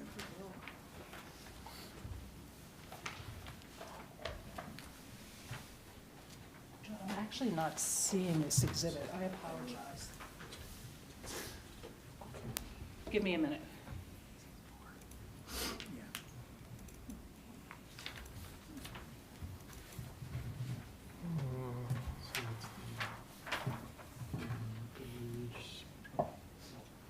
It should be the site materials. Oops. One above it.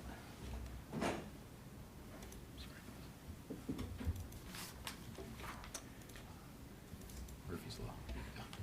Thanks for bearing with me, everyone.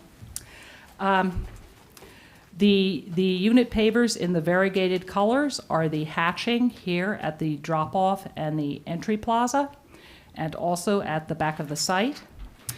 The exposed aggregate is the aggregate proposed for the concrete walkways.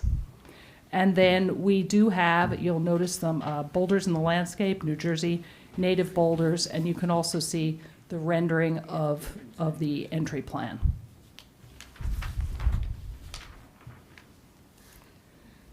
The next exhibit, we'll see how long it takes me to get this apart, is the reduced sign. So this will be A5. Thanks.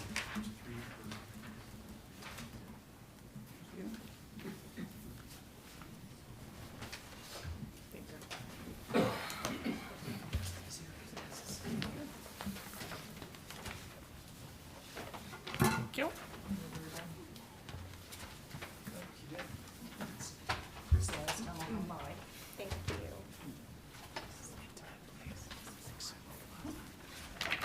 Thank you.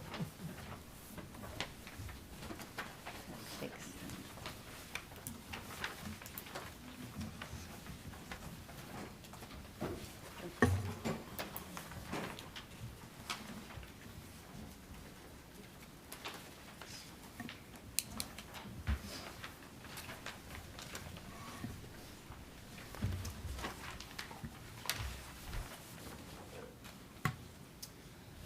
So basically, this is a reduction, so we don't need a variance for the sign. The sign is now meeting the proper square footage and the smaller letter height. So I think we went from a 7-inch letter in the word Beacon to a 6-inch. And that's it. That's pretty simple. Do you show lighting for the sign? There is lighting for the sign, but I'd like to refer back to the architect for that. Okay. Okay? We'll cover that with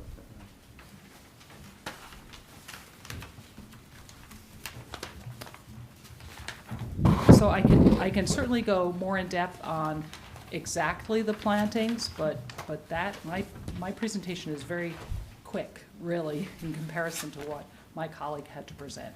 No worries. Thank you so much. Just one follow-up question. Of course. So the plantings, I know you mentioned the native plants and so forth, deer resistant.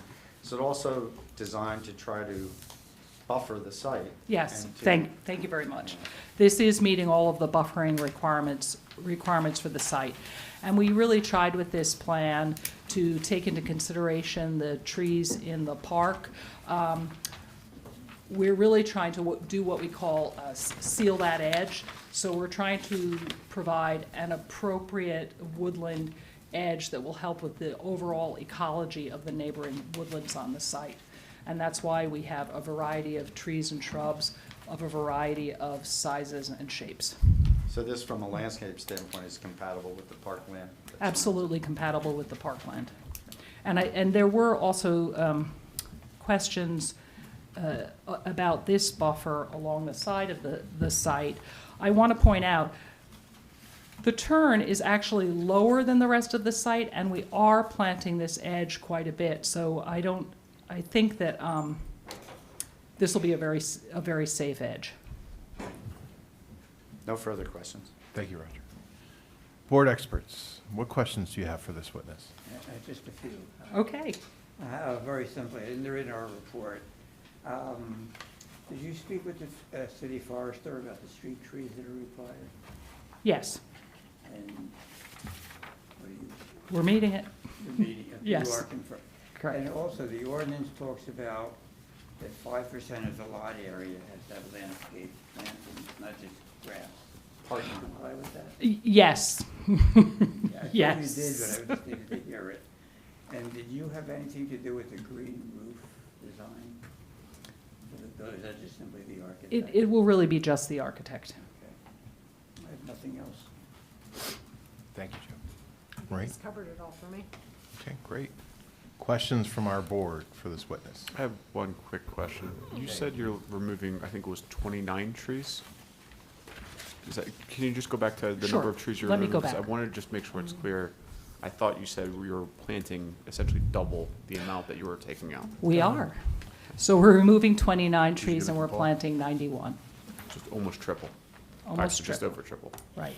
And the reasoning for that is we're really using the landscape to create spaces on the site. And also, if you look at how trees grow in the landscape, unless you're doing like a really formal landscape, they do grow quite close together in order to gain ecosystem benefit from one another, so you get better growth.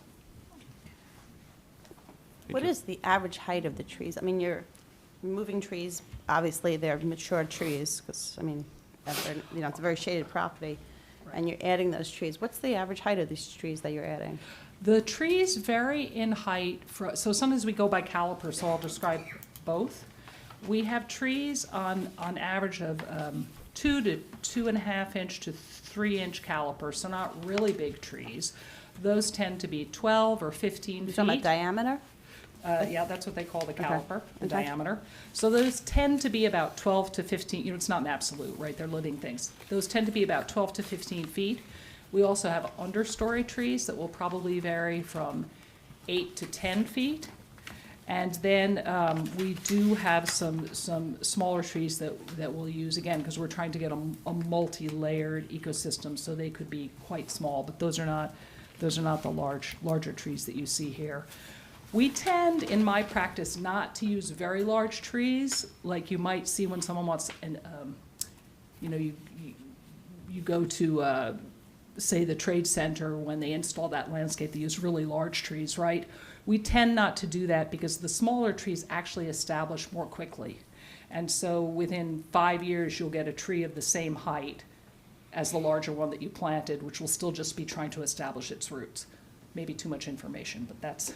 Okay. This is a minor detail, but I'm just Sure. curious.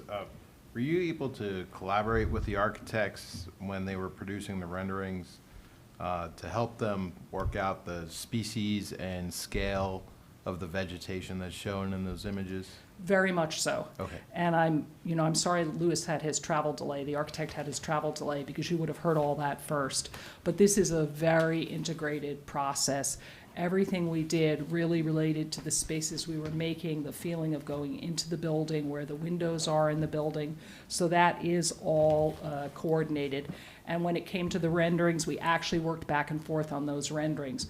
They shipped us the architecture, we did initial renderings, and then they went back and finished them. So it's as accurate as you could be in a drawing. And just to add one more question along those lines, were the renderings intended to show the opening condition of the project or at full maturity of? They're not at full maturity. We usually Okay. try to show something between 5 and 10 years, Right. but of course, we think about how those plants will mature over time. Okay, perfect, thank you.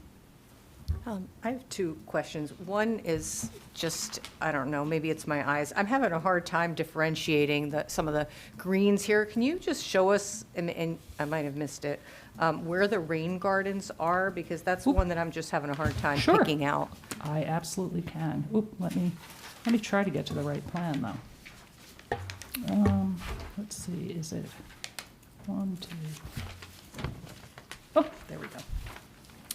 So, the rain gardens, starting from the front, there's a rain garden here at the corner of the building. There's a small rain garden here.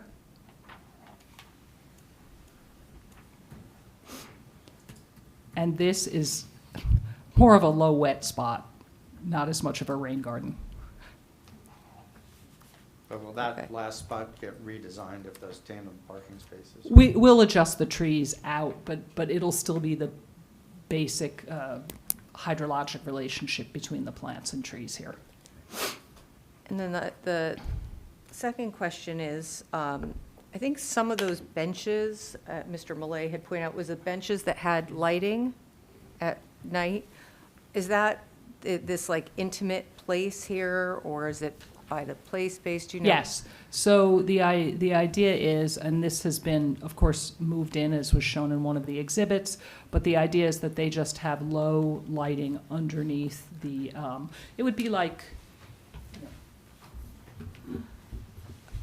Understood, but the lighting for those, I just see this as a space that, even kids will come and hang out at night, and you know, if the lighting turns off for the whole facility, like an hour Correct. after the, I live across from a school, and there's a playground, and there are kids there at all hours, whether there are lights or not. So, I'm just wondering whether maybe in that area, and what, I'm not sure what the, just in a safety perspective, like whether those should be maybe motion-activated lights in those areas by the benches. I just see people will congregate there at night, even when the lights are off, and you might want those lights on. Or is that, I'm not sure. Thoughts on that? That, we could look at that. You know, certainly it was not meant to be lit with a lot of overhead lights, because it was meant to be very subtle, and but this would go against what you just asked. You know, it could be that they're only on if there's, you know, a little gathering out there. Right. But we can certainly talk about that.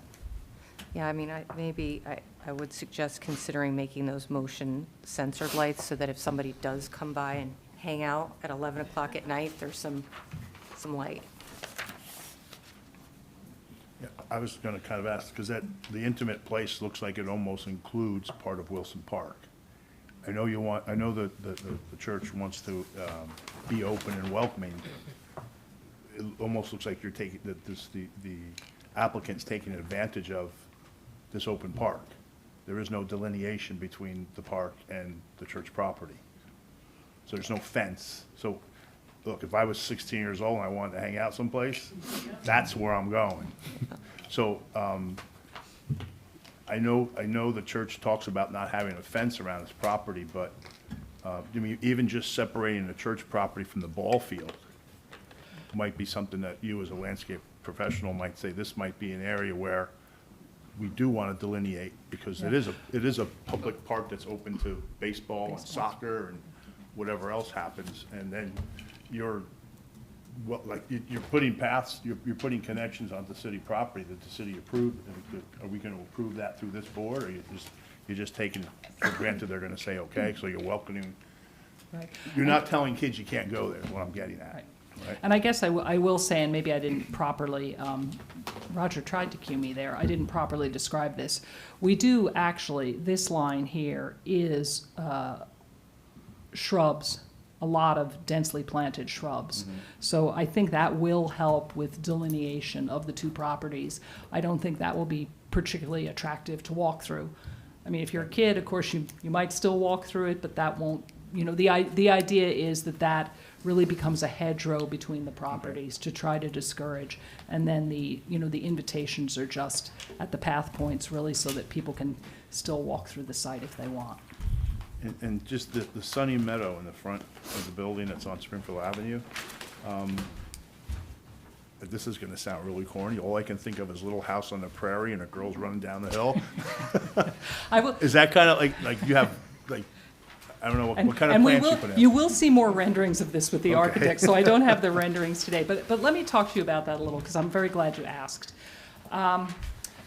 If you had worked with us maybe 20 years ago, that would have been a much more wild meadow. Now, we do plant these in a very controlled manner. It's a few native grasses. We don't have them, they're shorter, they don't go over 2 feet. And then we selectively put wildflowers in them. We also, if you notice, we have shrubs here, and I think someone asked a question about the manholes. The idea is that we can also use these to start to hide any of those appurtenances.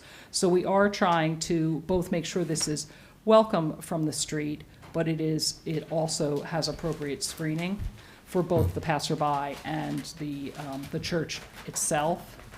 Meadows are very important, and I will not bore you with my entire lecture on the history of gap forests in the Northeast, right? But we used to be entirely treed from the ocean to the Mississippi, and there were just small gaps that provided for habitat. With development, we've lost a lot of those gap plantings, which really affects songbirds. So to bring back a low, short meadow like this, and in the Atlantic Flyway, is another very important habitat for our songbirds. So will your rendering show what the neighbors will see from across the street? Yes. Okay.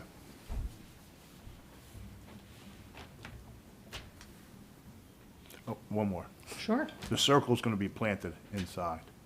Inside the circle is gonna be, there's gonna be plants or trees or In the roundabout? We do have plants and trees in the roundabout. We did go back and forth about, we thought about that with that fire truck turn. You know, we did talk about potentially doing that like in a cobble or something, so you could drive right over that.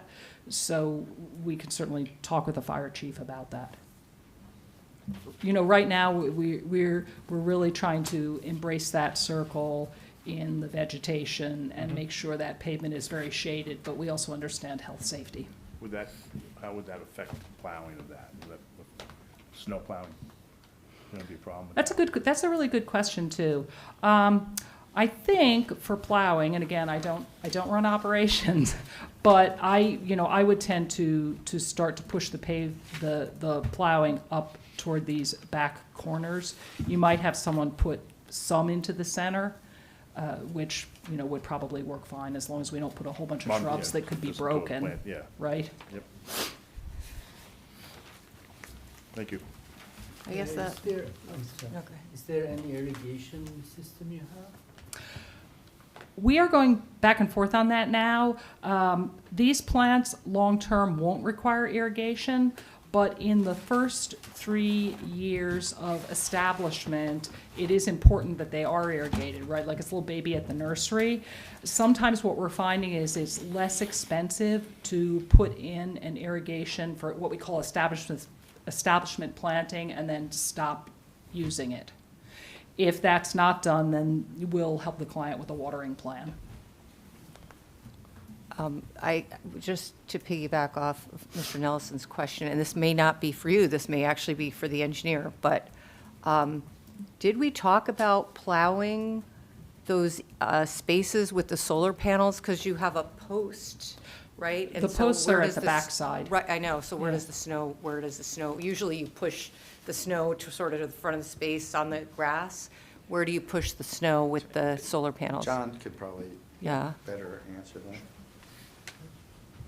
Yeah, typically, because of the column spacing allows for the plows to move in between, there's space to actually push to the back of the parking spaces for the snow proper. Yeah. So between the poles. Between them. Any other questions from the board for this witness? Okay. So at this point, we're going to open it up to questions from the public, questions only. I apologize, I'm going to limit the amount of time, but if there's still people who want to ask questions, we'll certainly open it up at the next hearing for this witness. That's how we'll kick off the next one. Please. Hello, Kim Leonard. I just have a few questions. 93, it's very impressive that you're, seriously. that you're 91 planning- though. Or 91, No, I'm not the sorry. extra 2. Can you give us 2 more? No. But can we get some type of chart that will show what your maximum height on each one of those trees will be at planting and then at maturity? For example, like you're planting 93 trees, but are 50 of them 3 feet high? No. Okay, that's, I No. think that's important for us to know. Sure. Well, let me just talk to you a little bit. I can talk to you about averages, but of yeah. course, right, Oh, they're yeah. living things, and Absolutely. all of them will have different growth rates, but none of the trees will all start at, I'll say, 6 to 8 feet. Okay? Okay. Some of them are canopy trees, like oaks, that could go up to 120. I will not live to see that, sadly, but I plant trees so someone else can see them, right? The understory trees, which are the smaller pink, and we have a full plant list on the planting you do? plan, so Okay. you can see the difference between. Does it show the height at maturity of each It, plant? it does not show the height at maturity of each plant. I just think that's important because it's buffering, just for buffering. Let me. Do you have it, John? Thanks.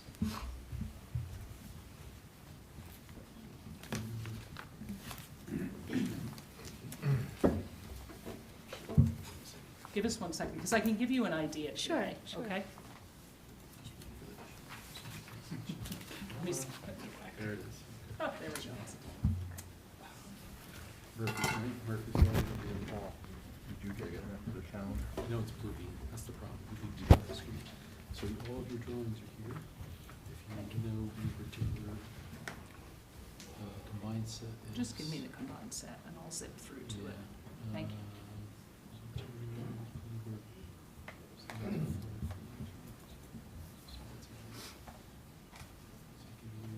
Yes.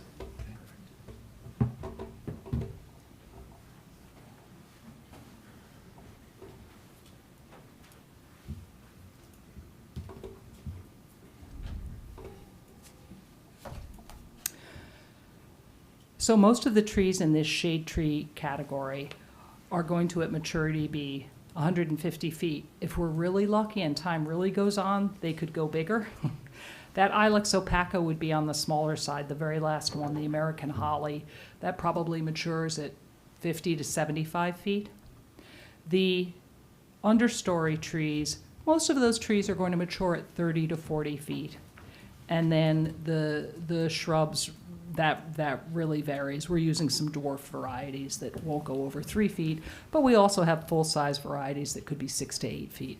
So when you look at the plan, to your question, we're using larger varieties up against the park side. I see, so you have it designated where each. Exactly. Okay, okay, thank you. Yep. Another thing, do you mind just putting back the one with the greenery on it? You have a lot of faith in me. Yes. Now, this shows, on the east side of the property, it shows a lot of greenery there. But if I understand correctly, you're taking all the trees out to the property line, correct? Not quite all of them, but most of them, yes, correct. Most of those. And then you have a city walkway, which Yes, is paved. correct. So it's not green there. So, okay, so the upper layer that you're seeing is the canopy line of the trees in the park. So that's where the trees overhang. That's what we call the canopy line. Underneath that, we don't have a lot of shrubs, but we are actually planting that with a variety of grasses and ground covers. Okay, I was just trying to figure out if there will be a strip of mature trees between the city walkway and the parking lot. We didn't include that because of the shade and the slope there. It will be hard to plant them on that slope, and they'll also be under a lot of shade from the existing trees, so we don't think they'll have good growth. The sun is actually wrapping, see my hand, the sun is wrapping around the site like this, so we're planting more trees on this side to shade that part of the parking lot. Okay, but you do have that strip there. We do, Okay. correct. You do have paved. Yes, we do. We do Pretty have wide paved. We do have that as 5 or 6 feet, and then we have the slope going up into the park. I'm saying right after, yeah, right off of your property line, there is a paved a city paved walkway. That's it. It's actually a driveway. Or is it a driveway for emergency vehicles? That's an old residence. Okay, yeah, I walk it all the time. It goes straight back to Wilson Park. So I just want to mention that it doesn't really show that piece of it. off Okay, the yeah, no, property line. we just showed the park as Okay. treed. We didn't show Okay. the appurtenances of the park. Okay, all right, thank you. You're welcome. Hi, Rachel. Oh, no, I don't want to. Rachel Brennan, 7 Fairview Avenue. I just had a question about the play spaces and kind of specifically the water. Maybe you showed a picture and go I back. looked too quickly and I didn't see it. I probably went too quickly. Or I looked too quickly, either way. But my question is, in terms of location, I know we previously heard that there were sort of gaps that would welcome children to go from the park to kind of cut through this area. And then I saw that there was potentially, or that there's going to be some sort of water play, and my concern is that if children are kind of encouraged to use this as a cut through and they're passing water play and aren't necessarily with adults, is this water play, like what kind of water are we talking about? How close is it to where those openings are, where children are encouraged, if not encouraged, not prohibited, sort of from fluidly going from one space to another? And is there anything that might warn children or parents that these are not one and the same property? Sure. And this should be on their Sure. radar. Okay, It's a lot of so questions. I do want to say that there is actually a fence and gates at this portion. And as we said before, this is a fairly thick hedgerow. And if I'm going, let me show you on the color first, and then I'll go back to the black and white. I think that will help. Okay, awesome. So this is a fairly thick planting of what we would call a hedgerow. So this is double density shrubs and trees, and we actually see this little piece of fence actually extends all the way around, and there is a gate here. So sorry, I'm just trying to orient. I have the worst sense of That's direction. okay. So this, on the left of the left picture is the park. is the park. And there is I didn't realize, there is a fence that is lining that property. Not lining the property, the fence starts about here in the middle of where it says Great Lawn, and this fence wraps the site with a set of gates there. The water play is back here, but now let me tell you really what the water play is, because this is not a pool or pools of water, okay? And I know people always get anxious about that. What this is what we call a pump and runnel system. So there's a little water pump here, and then there's a runnel, and I'll show you a picture, and then there's a drain here. So what this might look like, these are kids playing actually over at a school in Pennsylvania, and they can pump this pump and put water into that little trough, and then it drains down into this little area. So there are no pools of water, and this is also the kind of the thing that could be turned off when not in use. I was going to ask, is it turned off when not in use? It could be, and that would be, an operational question.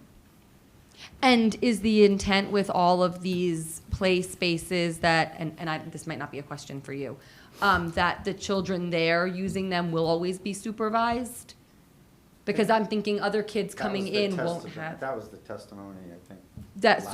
So the expectation is it's equipment that does require adult supervision? I don't know that it requires it, but the testimony was that they would be supervised. So I'm thinking with kids who are in the park, if they are able to kind of come into this play space and they don't have the benefit of adult supervision, I'm just flagging, maybe it's something to consider. I missed, I think, in the picture, in the prior slide, The prior slide? or This? where we looked earlier, and it was sort of the open space for Sure. residents to kind of walk through between the spaces. How close is that to the park areas, So this is the park on the left. or to the play spaces here that we were looking at The play here? space is immediately adjacent to the building. Okay. So they first, okay. So you would have to. So is that- you where would is the have to fence? come Is the in play and space- Open that fence and then come in here, Okay, got it. okay? Thank you. Or you'd have to kind of fight your way through the shrubs. Okay, got it. Thank you very much. Thank you. Hi, Nicole DeLauro, 1 Oakley. A few questions for you. Can you actually go back to the slide where you have the trees that are being removed? Sure. With the circles and the X's? That one. Yes. Okay. Perfect. So can you explain to me the purpose of a side buffer as like a layperson? Like why do we have to have them in a residential neighborhood? You mean a buffer of trees? A side buffer, whether it's plantings, shrubs, basically a border around the property as per the zoning ordinances. I can't speak to exactly why this ordinance has them, but usually it's so that you buffer one property from the other. Would you say that it can help maintain the character of the neighborhood because you have that buffering between? Yes, very much so. Okay, so on the eastern side, right, there's 8 deciduous trees that will remain. That's correct, right? Correct. Okay, and then for the ones that you are planting, when I count them, there's the 91 that you state, 29 are shade, 50 are understory, but then the remainder 70 plus are shrubs. They're not trees. Yeah, shrub, maybe I have my math wrong. So what I'm thinking No, is that 10, 20, 30, 40, 50. I think I'm correct. I will double check that number for you. okay, but since we can't meet the shade requirement on the eastern side, would you consider ever planting deciduous or evergreen on the adjacent lot on the western side? Because if there's not a lot of tree cover, basically all of Oakley will look at the solar canopies, especially if the ground cover is mostly shrubs and not trees. So I'm sorry, I'm misunderstanding. From which direction? On the eastern side. This side? Yes. You don't have the real estate basically to plant the required shade trees because of the parking. So you're planting the majority of the shade trees on the western side of the property. That, in my knowledge of the site, this has a lot of shrubs and actually a lot of invasive growth here. I think it would be very difficult to see through. Those shrubs are being removed. It's like a lot of brush. Not the shrubs in the park. We can't touch anything in the park. It's actually, so it's a lot adjacent that's owned by the city. I don't think it's actually technically the park. But is there a way to get some sort of higher coverage rather than a short shrub or grasses on the eastern side of the property? We could add more, I don't see why we couldn't add more shrubs there. My only concern with adding trees is that I think it's going to be too shady. I don't think they'll live. Okay, thank you. Do you have any renderings of what the view, and I actually was thinking about that before, the canopies, but now that Ms. Delory brought that up, of the view from, say, the parking lot through, what can I see of Oakley? Because I walk through there too, and, you know, there's definitely what is the road or the walkway. One side of it is completely open from, this is the city part. There's not a lot of foliage between Oakley, the corner of Oakley and where the driveway starts. And then on the, if I'm facing it, on the left side of the driveway, kind of, that's where that, you know, some of those shrubs are, or overgrown, whatever it is. I mean, weeds, maybe. But some of that is going to be removed. So is there any kind of rendering to show us what it's going to look like when whether you're on Oakley and you're looking through, and whether you're on the driveway and looking towards Oakley, like both directions? Is that something we could? If we don't have them, we could certainly do one. I think that would be helpful. Sure. And I mean, I don't see a problem if we want more shrubs on that side, because that becomes a concern. As I said, I remember it being pretty overgrown, but we'll look again. Hi. Please. Jeff Sullivan, 12 Passaic Avenue. The ordinance for a parking lot requires a 5-foot buffer plus evergreen landscaping for year-round privacy. Does this plan meet that requirement around the parking lot? Do you know? We have not used a lot of evergreens, but I believe that we've met the requirement given the park around it. We can certainly add more evergreens, but I don't think with the density of this planting you would ever. And I guess it even comes more into play on the right side there. Right, where we do actually have a lot of evergreen. I mean, like here. the whole perimeter of the parking lot. Yeah. Sure. Is the ordinance I'm referring to? Right. I feel that we're meeting it, but certainly we can talk about more evergreen. Okay. And yeah, so if it wasn't, I was wondering if it was noted as one of the No. variance requests. Okay, thanks. Thank you.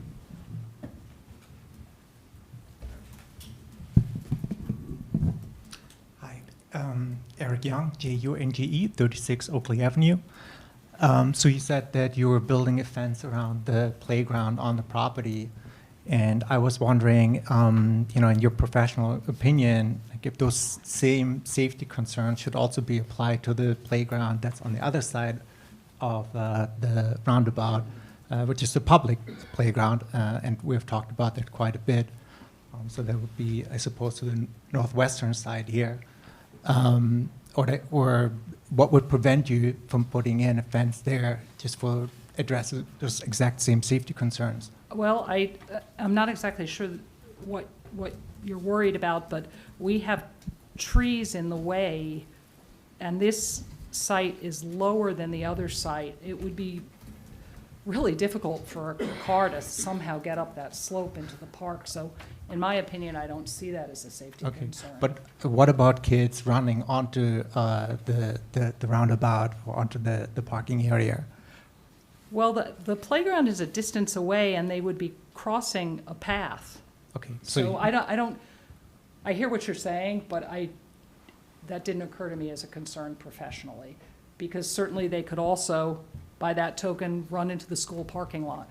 Okay. Right? Sure. I mean, it's maybe like a little further Right. than this, but okay. I guess so. You think it's not needed? All right, fair. And then, can you talk a little bit about just to what extent light pollution or mitigation from light pollution has factored into your designs? Sure. This is all night sky, so all of these are downlights, and there's we've met the cutoff requirements for the edges of the property, and then also, as we've already discussed, these are going to go off at a time that is in compliance. From our perspective, from the architect and the landscape architect, we don't want to what we call blow the site of light. It's not the intent of how it should look, and it's also really not very good for the ecology of the site. So we're trying to be very mindful of that. Great. Thank you. So now there's a change proposed to this plan where maybe we'll add some tandem parking. Correct. That's right here. So to what extent, does that impact your considerations around light pollution and mitigation thereof if you have to remove the trees? Well, I don't think we'll remove them. We'll just move them inboard. Okay, In other words, we'll because just you have move them, the- you have the and that space we there. have the space. Okay. Correct. All right. Well, thank you. You're welcome. Thank you. Hello, my name is Gorka Sarasa, 37 Oakley Avenue, SARASA. So the question I have is, how many years will we have to wait until the trees cover this massive bulk of the building from Oakley Avenue? Well, we're actually not proposing that bulk is completely obscured, because you'll see in the architect's renderings, it's important to have views of it. But I'm talking about Oakley Avenue. Oh, I'm sorry, Oakley. Yeah. Oakley. Well, this is already full. There's lots of trees in here now, so. Yeah, but now we can see the building, the existing buildings, pretty clearly. Right. So, I mean, I think what I'm hearing is a request for some more shrub plantings along this edge. Certainly could look at. And we can absolutely look at that. And, shrubs, again, I don't recommend coming in with super big plants because they take so long to establish. I say that you get things that are between 3 and 4 feet. And then depending how quickly they grow, probably in,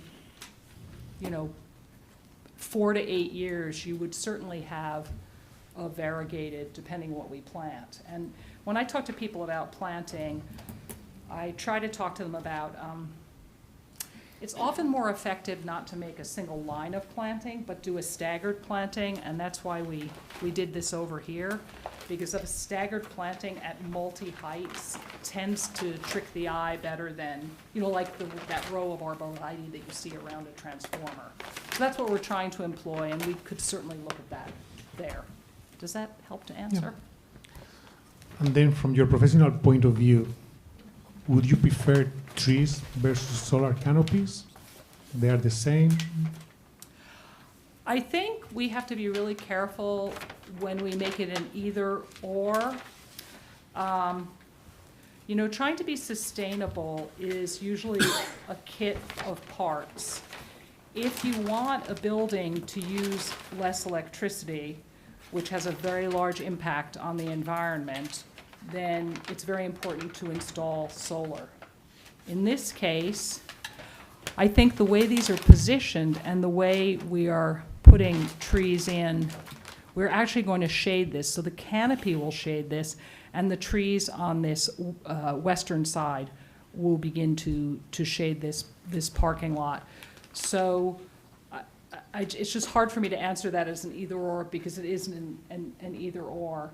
I think in this case, it is better to have the solar and reduce energy loads than it is to worry about those trees every 10 parking spaces. And I want to talk to that 1 minute more, because,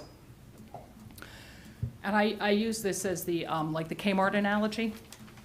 When you go to Kmart, right, it's great. They met the code and they planted the trees. Except the trees really don't have enough soil volume to grow and make a difference. So those trees tend to stay static in a parking lot. The tree you get on year 1 is very similar to the tree you get on year 15.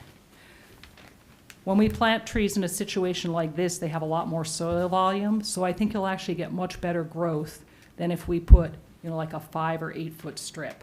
So hopefully that gives you an answer. Following up on this, in these sustainability considerations, are you thinking the holistic process of manufacturing solar panels, the metal structures, the cement, the concrete that goes into the piles versus the tree? Or are you just, one we have manufactured all that, it's like, oh, once when we put it, yes, it's more sustainable. You want to talk carbon sequestration? No, I'm just asking this question to see if you were using in the assessment that I part. think this is Yeah. getting a little far afield Yeah. from landscaping. Okay. I mean, you know, it's a good question, but it is a complex calculation, which I think we know. Okay, thanks.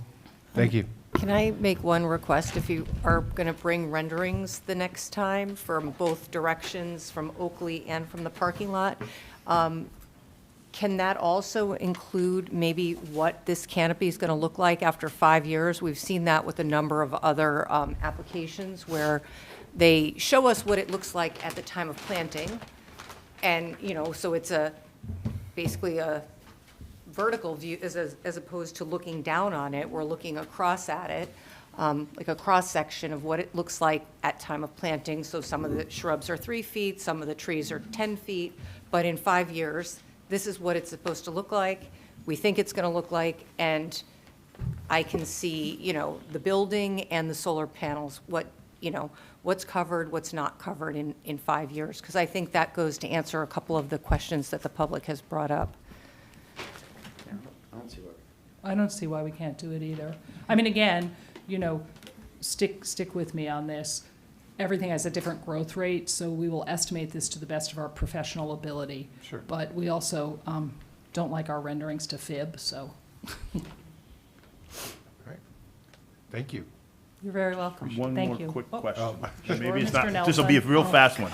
This elevations that are on the side of the parking lot, Yes. going to the west, to the east side, is that due to construction or is that natural, those elevations? Are you building the parking lot up? The parking lot's down, actually. down, okay. It's down, yeah. All right. So that, I'm glad you pointed that out, because the parking lot's actually lower, so that will also help to cut views across that park. Thank you. Thank you. Thank you. So, Roger, you have 3 more to go. We have the architect, parking Planner. and traffic, and planner. So obviously, we're going to need Carrie. And you've Yeah, discussed let's dates. keep going till 4 in the morning. I love that you think we'd finish by 4. I did not put him up to that. So the next available regularly scheduled meeting is July 21st. Wow. I know that's a ways out, and I know the board is talking about potentially trying to accommodate a special meeting. Is Yeah, that certainly something I that you will would talk to the request? church about, the possibility of a special meeting if you find a date. Yes. So I we're- think We're working on it. if that is what you'd prefer to do, if everything works out scheduling, what we could do is place it on for the next hearing date, simply for scheduling purposes only, noting that we're not gonna hear the hearing that night, it's only to establish a date for the next hearing. Sure. So don't get worried, people that wanna see the hearing, it's not gonna be anything substantive at the next hearing, it's just going to be for scheduling. That's great. Then we can stay in touch on dates once you all look at your calendars. So that would be on April 21st, if I'm not mistaken. I imagine we're going to carry it, obviously, without further notice until that point. Do you have a question about that? Just for the benefit of the public, so that they don't have to come on April 21st to hear when the next date is? Can you just tell people how they will find out when the case will be heard? Sure, so Yeah. assuming we don't want to watch the video to find out, it will be posted on the website when that carry date is established. So you can all just check the website at that point. So, We certainly waive. thank you. Everything Waiving the that needs timeframe to waiving. act, great. Is there a motion to carry without further notice? So moved. Second. Nicole, can you call the roll, please? Yes, sir. Thank you. Mr. Malay? Mr. Nelson? Yes. Mr. Steiner? Yeah. Ms. Zahn? Yes. Ms. Chifo? Yes. Mr. Feskins? Yes. Mr. Tanchuli? Yes. Chairman Likas? Yes. Thank you.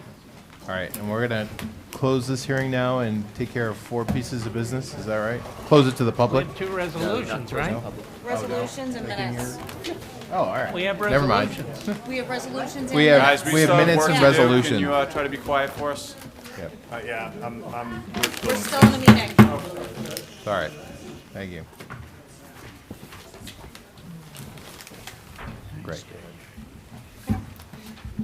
I can't move either one of them, so it doesn't matter. Yeah, Resolutions for memorialization, we have zoning board application 242261. This is for 573 Springfield Avenue. This is the Sotheby's building. The board approved the application with the following conditions: updated landscape and stormwater management plans, compliance with requirements set forth in the board engineer's memorandum, compliance with current lighting standards, and the HPC's request for construction inconsistent with design guidelines. The board will maintain jurisdiction over landscape and lighting. Good? can get a motion to approve? Hold on. Oops. So the same members are the same people that can vote for the next one. Did you want to bundle them? Yes. Cool. Zoning Board Application 242271. This is 28 Londonderry Way. Board unanimously approved this application. This is for a 1-story addition at the rear of the house and replacement of a pre-existing deck which provides the applicants a view of the arboretum. So the individuals that can vote on this are Mr. Nelson, Mr. Chanchuli, Mr. Nearing, Ms. Chifo, Vice Chair Zahn, and Chairman Likas. Can I get a motion? So moved. Second. Thank you. Mr. Nelson? Yes. Mr. Chanchuli? Yes. Mr. Nearing? Yes. Ms. Chifo? Yes. Vice Chair Zahn? Yes. Chairman Likas? Yes. Okay, both resolutions approved. Can we, just to be safe, I'm probably being too nitpicky, can we do a separate motion for the separate resolution? Okay. The second one? Can I get another motion for 28 Londonderry? Second. Sorry, No worries. I'm not going to bundle anything else. We need a roll call. You want a roll call for this one, too? Yeah. All right. Mr. Nelson? Yes. Mr. Chanchuli? Yes. Mr. Nearing? Yes. Ms. Chifo? Yes. Vice Chair Zahn? Yes. Chairman Likas? Yes. Learned my lesson. It was my fault. I was encouraged. I was wondering about that myself. We do it for council. So minutes for memorialization, we have March 3rd. Any amendments, questions, comments, concerns? No. The members that can vote for this are Mr. Nelson, Mr. Steiner, Ms. Chifo, Mr. Tanchuli, Mr. Nearing, and Vice Chair Zahn. I need a motion. So moved. Second. Thank you. Voice vote, okay? Voice vote. All in favor? Aye. Opposed? Cool. March 12th, 2025 minutes. Any questions, comments, concerns, amendments? Nope. The individuals that can vote on this, Mr. Nelson, Mr. Tanchuli, Mr. Nearing, Ms. Chifo, Vice Chair Zahn, and Chairman Loikis. Can I get a motion? So moved. Second. Thank you. Voice vote, all in favor? Aye. Opposed? March 17th minutes, the individuals that can vote on this is Mr. Nelson, Mr. Steiner, Ms. Chifo, Mr. Tanchuli, Mr. Nearing, Vice Chair Zahn, and Chairman Loikis. Can I get a motion? So moved. Can I get a second? Second. Thank you. All in favor? Aye. Opposed? Can I get a motion to adjourn? Motion to So moved. adjourn. Second? I'll second. There we go. I will not be here.